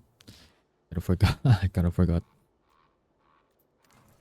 It's not a traditional feeder, but it's like an enrichment related thing.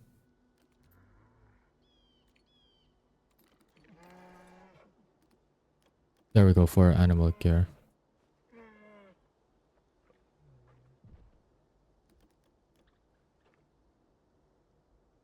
Well, it says it provides animals with of varying size with food, so it's not like I didn't provide it. You can get it from the enrichment areas. You can get it from the bowl. We have a lot of options.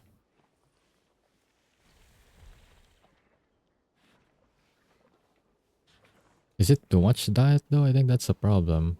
May have put it too much. Maybe they only want to eat from one source. And they may only want to eat from one source, although they don't have a bar on the feeders though. Anyways, go to social group and... Like I said, they don't have any children yet or any families. No mate, no clutches either.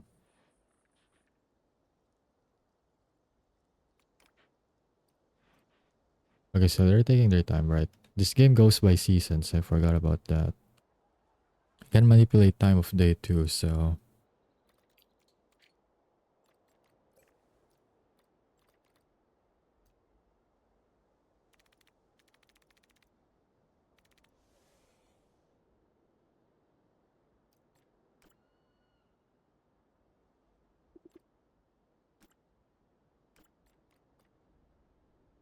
Okay, how about we just let... So it's currently February and year 3 game-wise. What if we just let the days go by naturally? I know I have like this on sandbox override control, but we'll just let it naturally progress. So that we can actually see them progress naturally as well.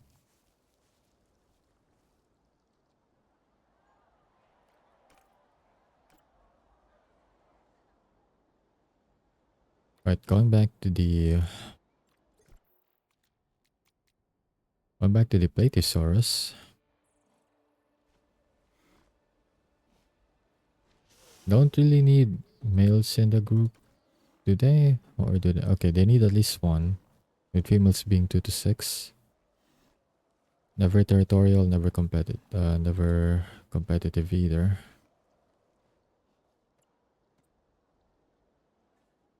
No, do not edit anything. But do open this and then... Okay, that's great.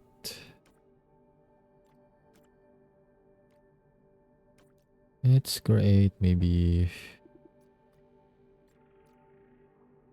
Oh, they're just varying in sizes. They'll always be adults. Adults, I mean. I think I got it now. Let's just have 3 females and then 1 male.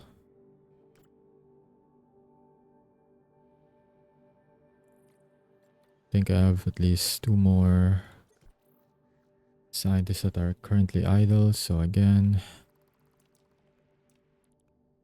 just go look at stuff to unlock. Like this.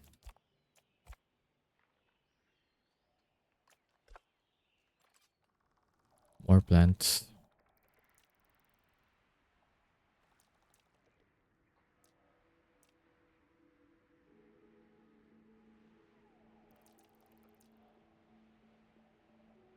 Maybe I can go get another Cenozoic Cenozoic dino.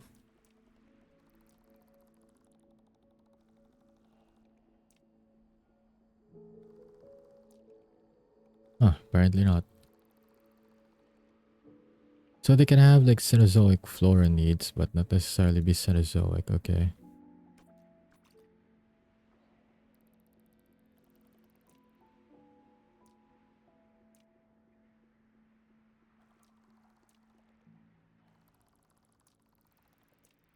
But I need to even know what I want to get first, so...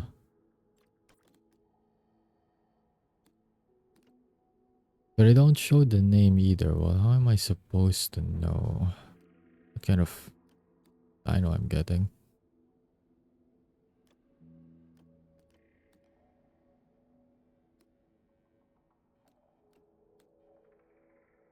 Judging from the silhouettes, though, I don't think they have Carnotaurus yet, so kinda sad I don't have my favorite dino available yet, but maybe in future updates.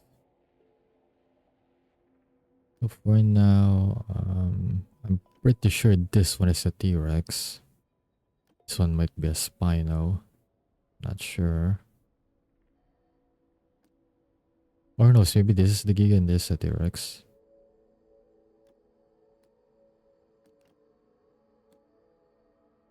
Is there maybe like a Ceratosaurus, like a something medium-sized? I mean, this could be an Allo.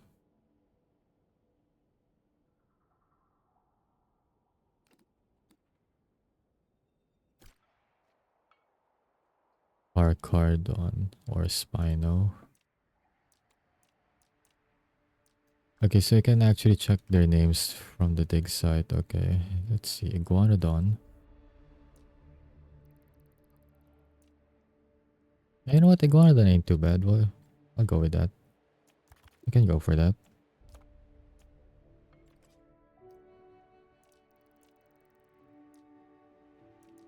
Yeah, let's go back to getting some Paleoflora. Like that, we can have...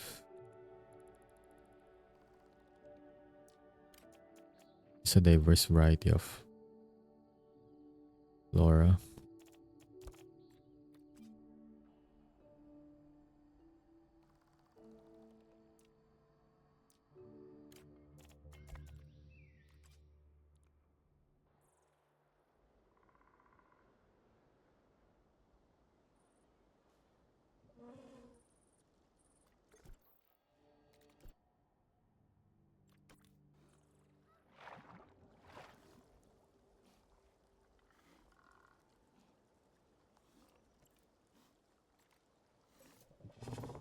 Well, they incubated fast.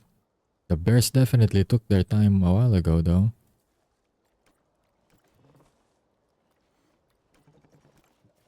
There we go. So now we have a protesters.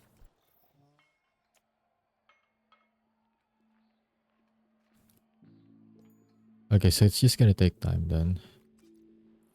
So the yellow events are just kinda stuff that happened that delays the progress a little bit.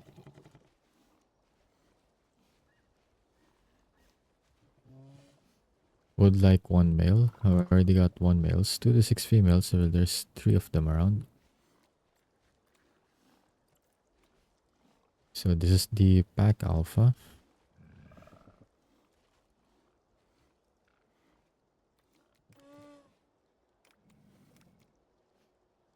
So environmental needs are good. They just need food. Okay. Their diet is bugs and plants.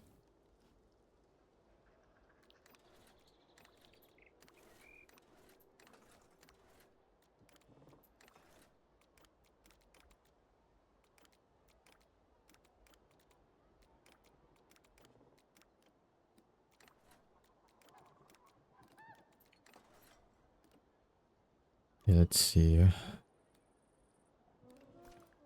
Maybe we can get like a long feeder.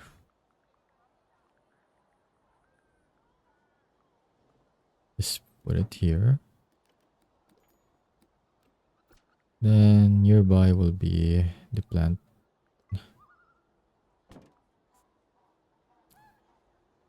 There's still water in this enclosure? Hang on.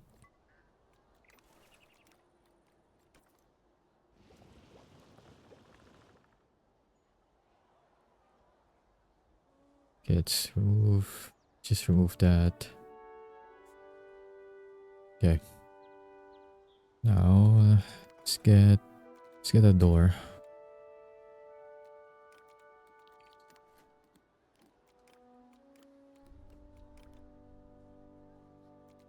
We can even get an aviary. That's cool.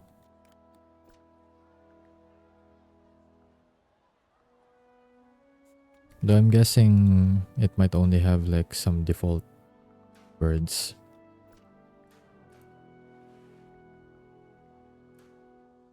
They might be adding flying reptiles soon as well. Would be fun though, especially when they add some aquatic ones.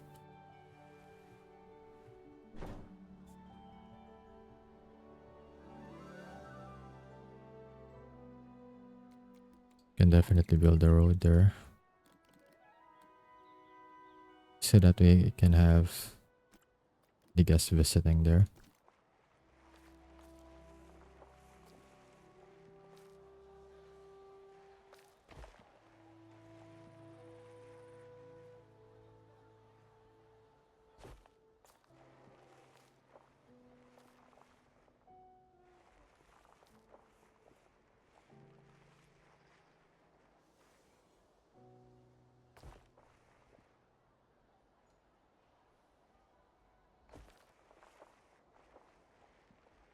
There we go.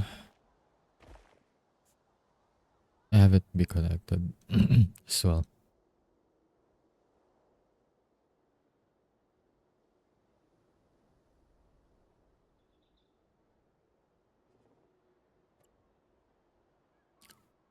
So we're gonna have some restocking here. All staff to refill.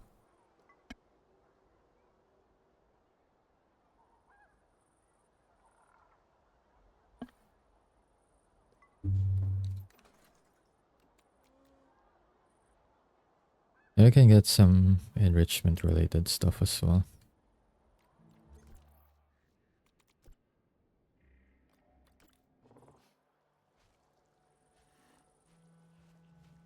Okay, so their diets are covered here.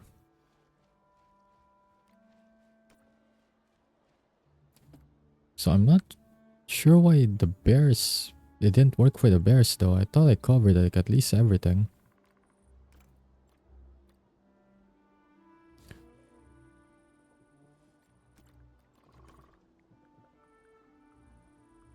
So they do like insects. Maybe we can get like a few dung beetle nests around that they can interact with.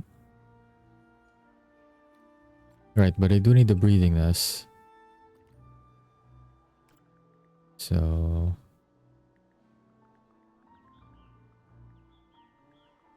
maybe we'll put it like somewhere around here.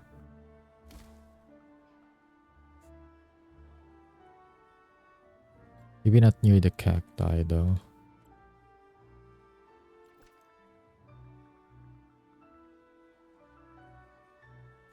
Somewhere with a shade would be nice, like over here.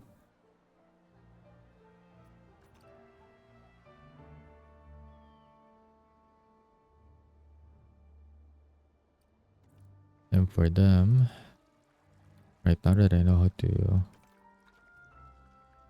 get a breeding nest for them, can get one that's like near the shade over here. That would be cool.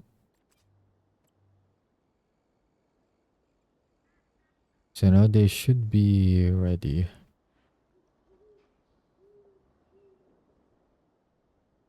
When mating season comes, they should have a place to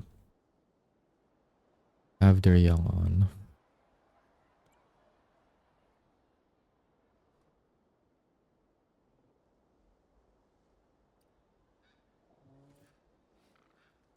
So they have kind of food that they eat. Staff are currently en route to this spot. Okay, that's good. I missed something with the bears then, since their diet's not really fulfilled. Although I'm sure I had one of everything though.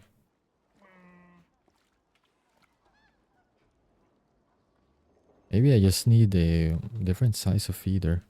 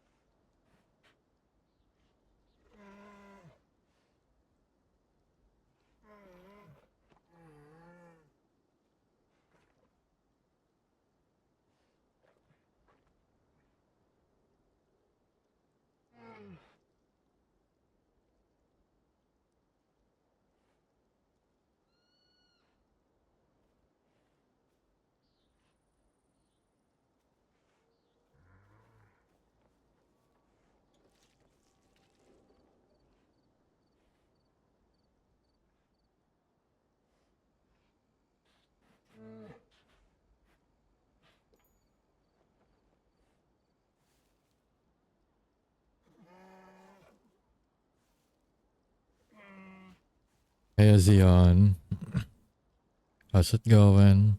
Hope you're having a good day so far. Sorry, I was just eating.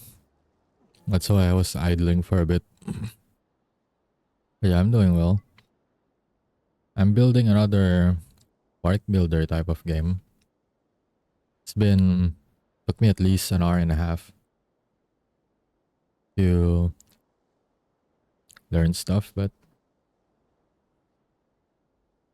I think I've managed to get a good handle on how most things work. At least with the enclosure stuff. I still don't know how to properly make money in this game. Yep, not just dinos too, but we also got prehistoric animals. I think that's the biggest thing that separates it from Jurassic World. That and the amount of stuff you can customize and like edit. There's like so many things. Like it's a bit overwhelming. I'd say this game is more of a mix of Jurassic World and Planet Zoo. I think this is kinda what happens when you mix both games, because I have dinos here. And then on this side, I do have bears. Now hang on. Where are my bears at? There we go. They're already using the nest though. That's nice. I see we have a bear over here. We can get more. We can even get like woolly mammoths and like those prehistoric rhinos as well. But I haven't unlocked them yet. I'm still trying to learn how most of these things work before I start like getting other animals. I've only been doing mostly flora related research so that I can actually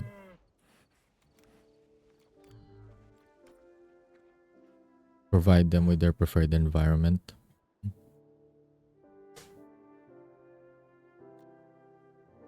On one hand, you can start wherever you want, and on the other hand, you don't know where to start. Yeah, that's true. Because with this game a while ago, with the tutorial, it did explain a few things. But it didn't really help me that much. It took like I said, it did take like an hour before I actually understood how to manage and do most things. So the tutorial that could be better, but it's not the worst. It's not that bad. Doing great. Was just about to go to bed. I just thought I'd drop by. Thank you though. Appreciate it. I appreciate you dropping by. Oh well, my eyes are more tired than I thought. Oof. All good though. If you do need to rest now, then no problem. No worries. Like I said, I do appreciate you dropping by. Even if it's just for a short bit.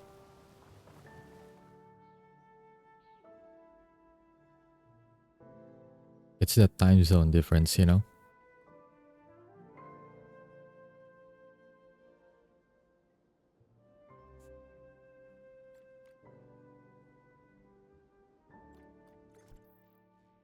I feel like I created more trees for my bears though, because they have a limit. Or not. They don't have a too much limit at least. They do have for the biomes though, so I'm gonna tamper more with that.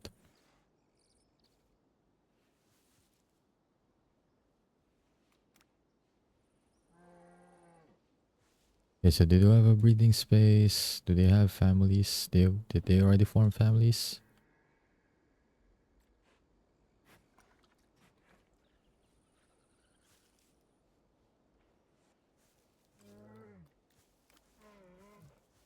Okay, so this one already has a seasonal mate.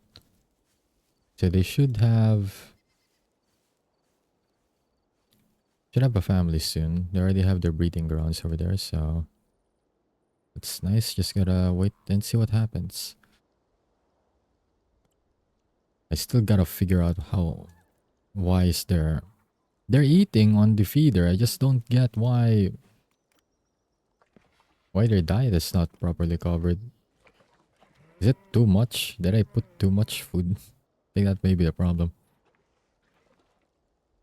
If it's on the red, yeah, I think I put too much food here. Okay, so what if we eliminate... Okay, they're already eating the veggies, right? How about... we just skip the bugs and the veggies. How about that? And then... I guess I went overboard with everything. We got fish here. Got meat there. Well, we'll keep this. Just that's the Halloween decor right there.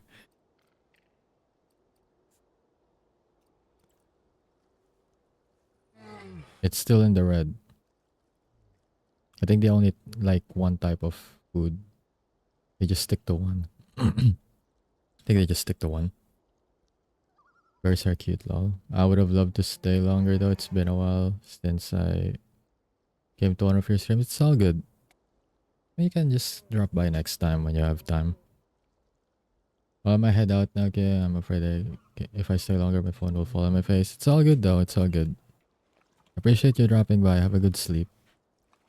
And I'll see you next time.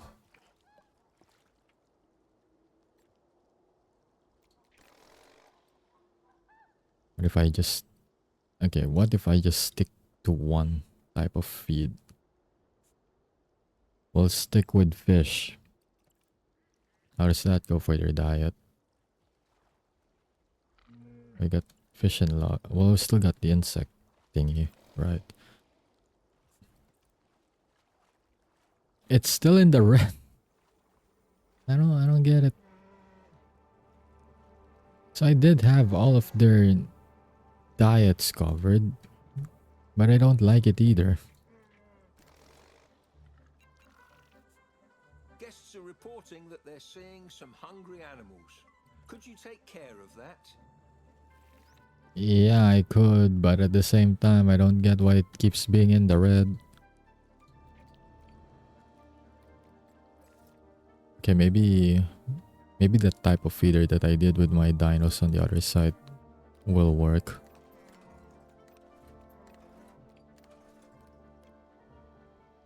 Okay, we'll start with like a tray of veggies. Right smack dab in the middle.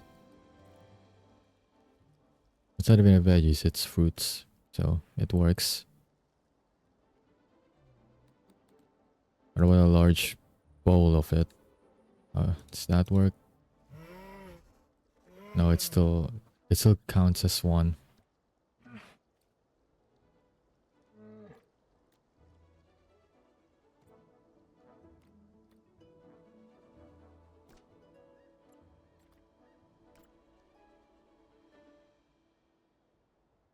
Hmm.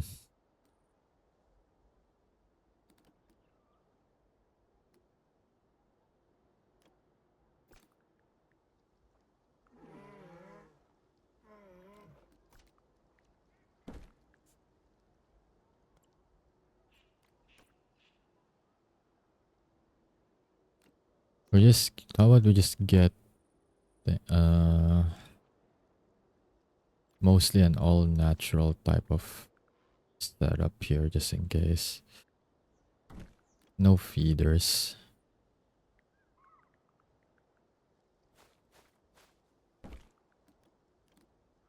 So we got fruit, we got veggies, we got bugs over here.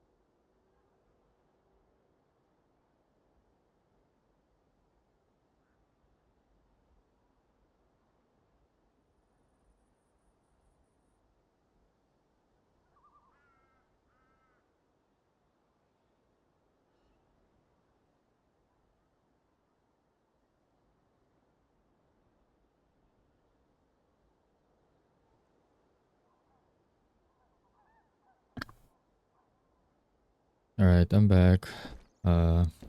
Delivery just came by for a package that my mom ordered.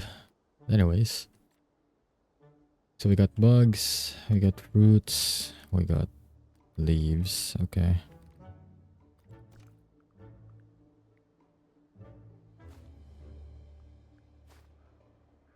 So it's in grid, right? So we'll do this instead. So what are we missing so far? Meat.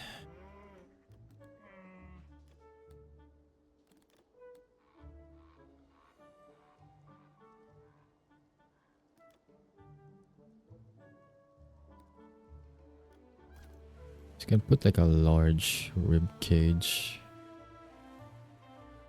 on this side.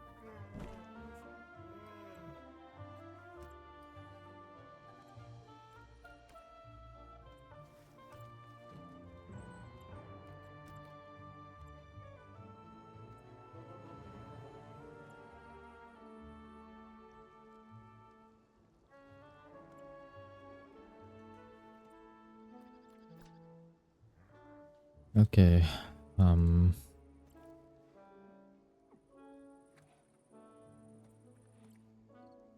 Still in the red.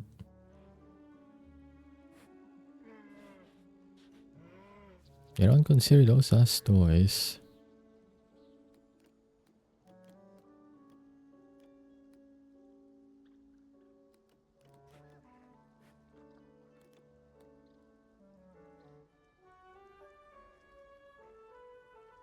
Oh, we can set up a donation box.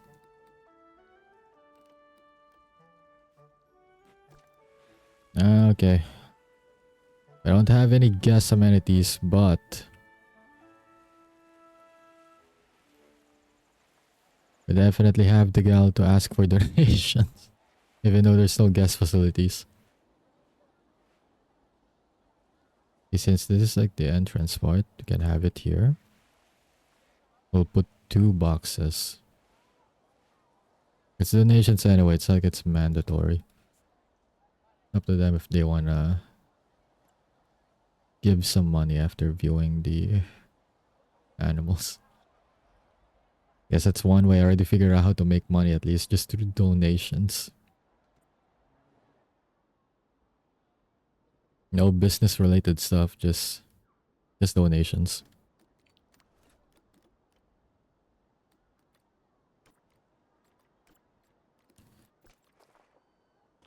Yeah, let's extend this a bit more over on this side since they can't exactly see them if they're hanging out by the pond over here. We'll just have it be extend just all the way here. That'll do. At least there's no transport system yet, so I don't have to worry about the guests not being comfortable with just walking around and need transpo.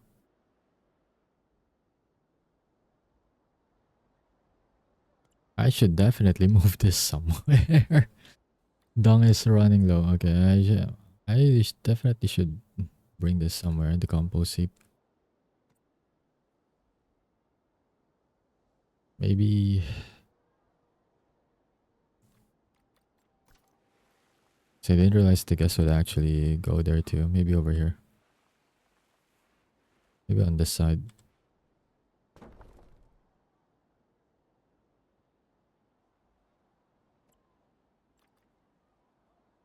Okay, let me duplicate that because I'm gonna need a separate one for the dinos.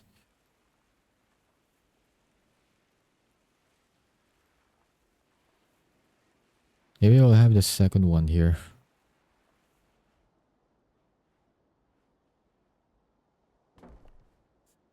This one's going to be for this enclosure and this one over here.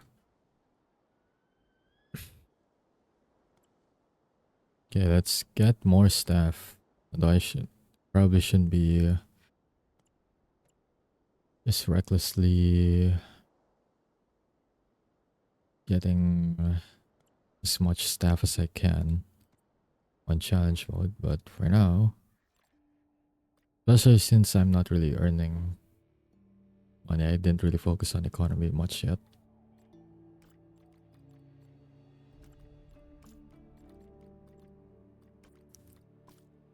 But for sandbox it should be fine.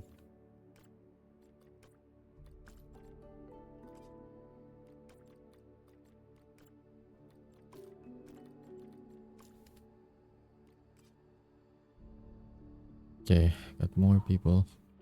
3 cashiers, 5 laborers, 7 keepers. Okay. Definitely need more keepers now. Okay, it's raining. Do they get irritated with the rain? Do I like need to build shelters for them? Guess there's enough forest for them around though. They should be fine. It's the guests that don't really have any cover around here, but I prioritize animal welfare, so I have to suck it up. Bring your umbrellas. Bring your own umbrellas.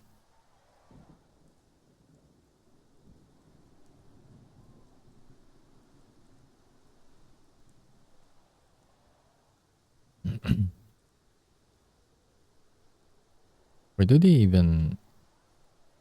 Oh, it's a subterranean railway. I see. I was wondering where they're even coming from. I'm guessing it's underground. It's probably an underground railway system. Right. Okay. Have my scientists already been done with their researches? Yep, they're done.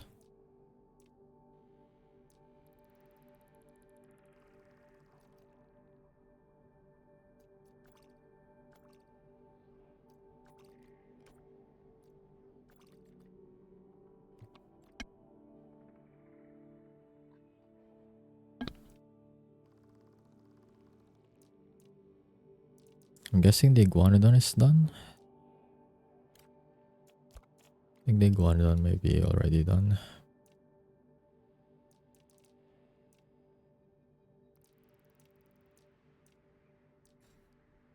If I'm not mistaken, from the recent update, they made ceratopsids a bit more territorial, so just gonna go focus on other dinos and animals first. Since I don't know how to manage that kind of situation yet.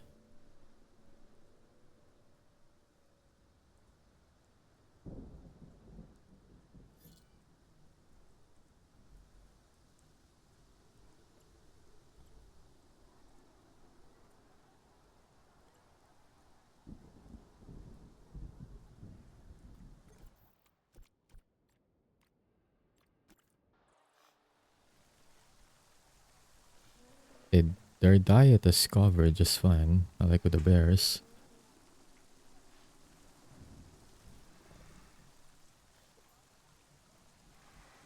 So they don't really mind the like abundance of insects, since I did place some dung beetle nests along with the feeders.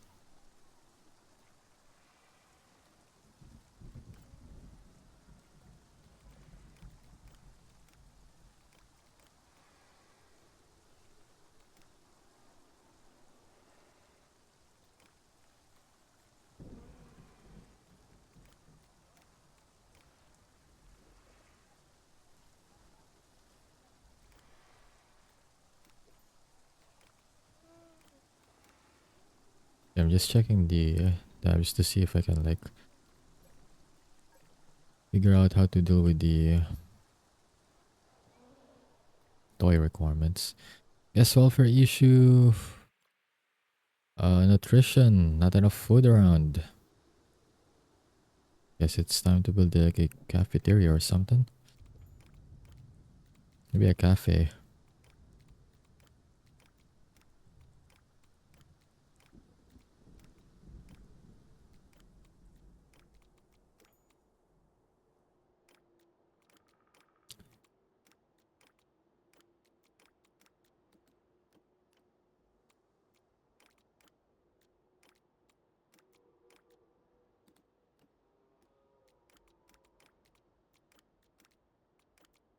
Yeah, you know what? I'm just gonna search it.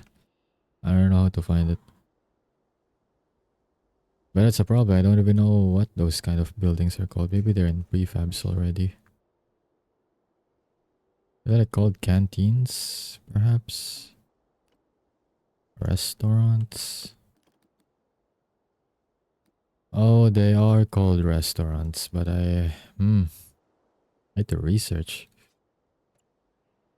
It all boils down to that.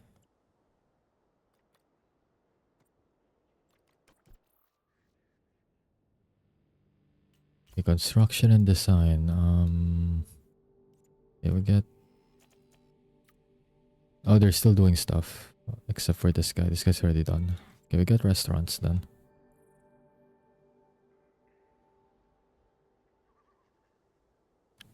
It went from raining to snowing. Interesting weather changes.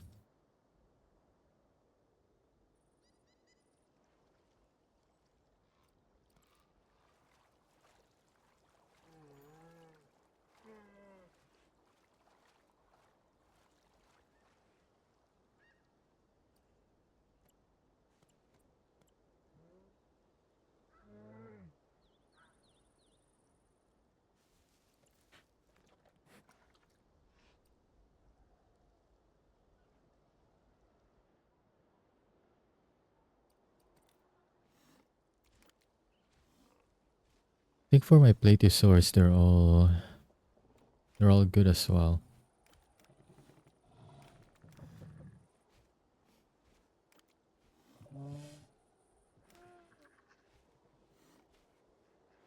Can they have like a shared region with the Iguanodon though? But they may not have the same biome needs.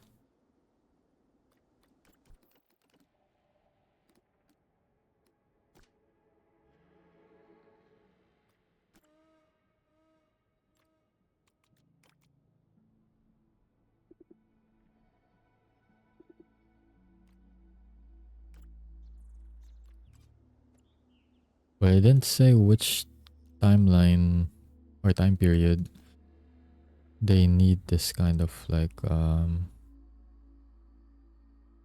land though. Maybe we can make them coexist with the Plateosaurus. That would be interesting.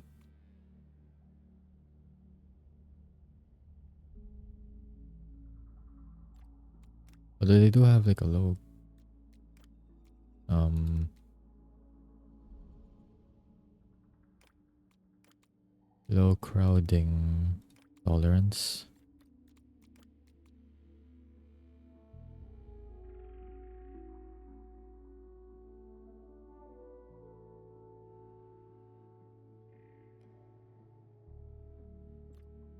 Maybe I need them to be a bit of a separate. I may move my Plateosaurus like somewhere else. I'll provide them with just a smaller space. I feel like this right here should be the Iguanodon area.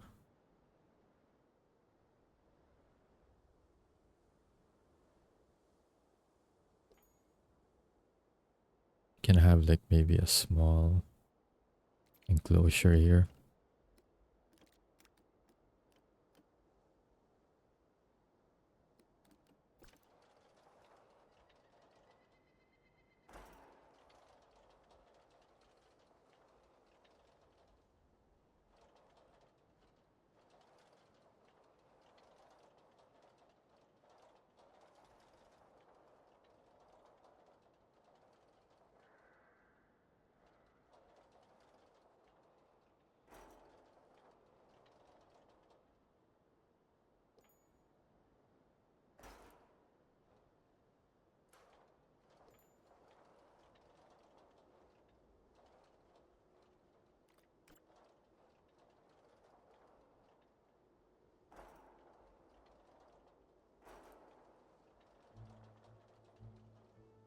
I think this amount of space will suffice. I'm only just going by how this usually works with Jurassic World. I feel like they should be fine with this amount of space. This is what I think. But I feel like defenses are a bit too close to the people there.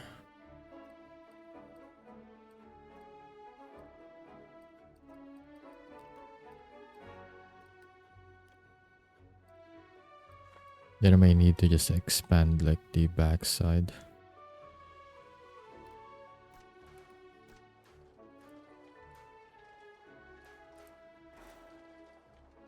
Just to accommodate the space.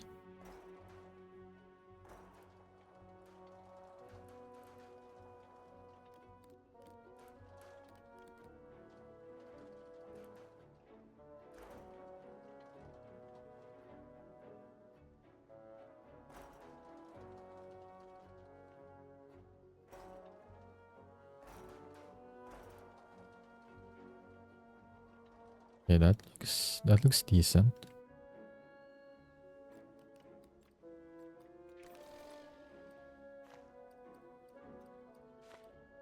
Yeah, this looks decent enough.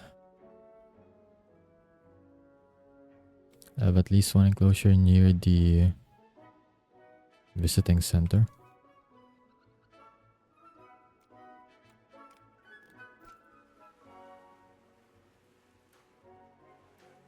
And I guess we'll just have the amenities all over on this side.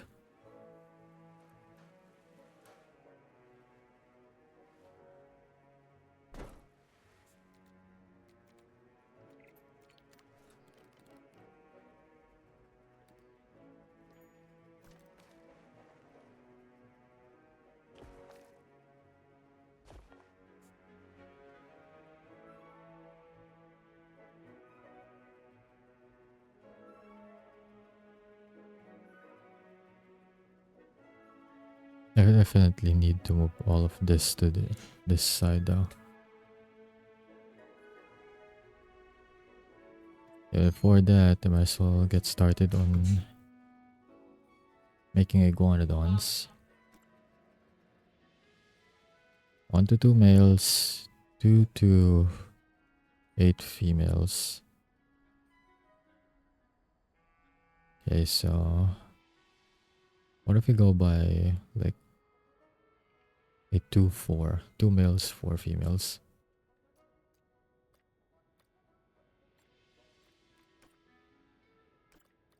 We'll go for a randomized skin as well. Okay, first we make 1 male, 2, and now for female, 1, 2, 3, 4. There we go. Now I wait.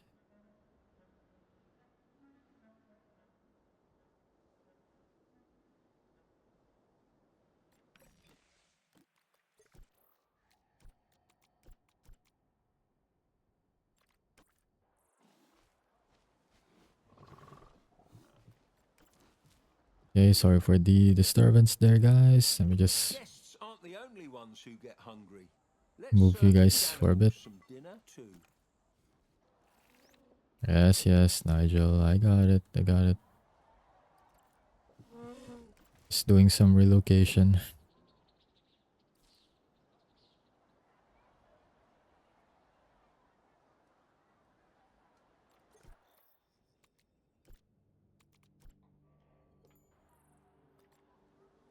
I don't know where the other one is. They're not together with the rest. Oh, there you are. You're sleeping. That's why. Well, at least I can move you while you're sleeping. Don't need to wake up, so... There you go. You're gonna have to clear this field first for sure.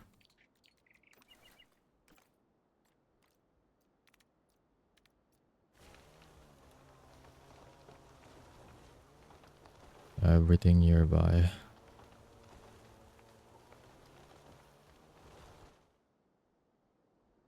So, just so that they don't register anything that's out of place for them.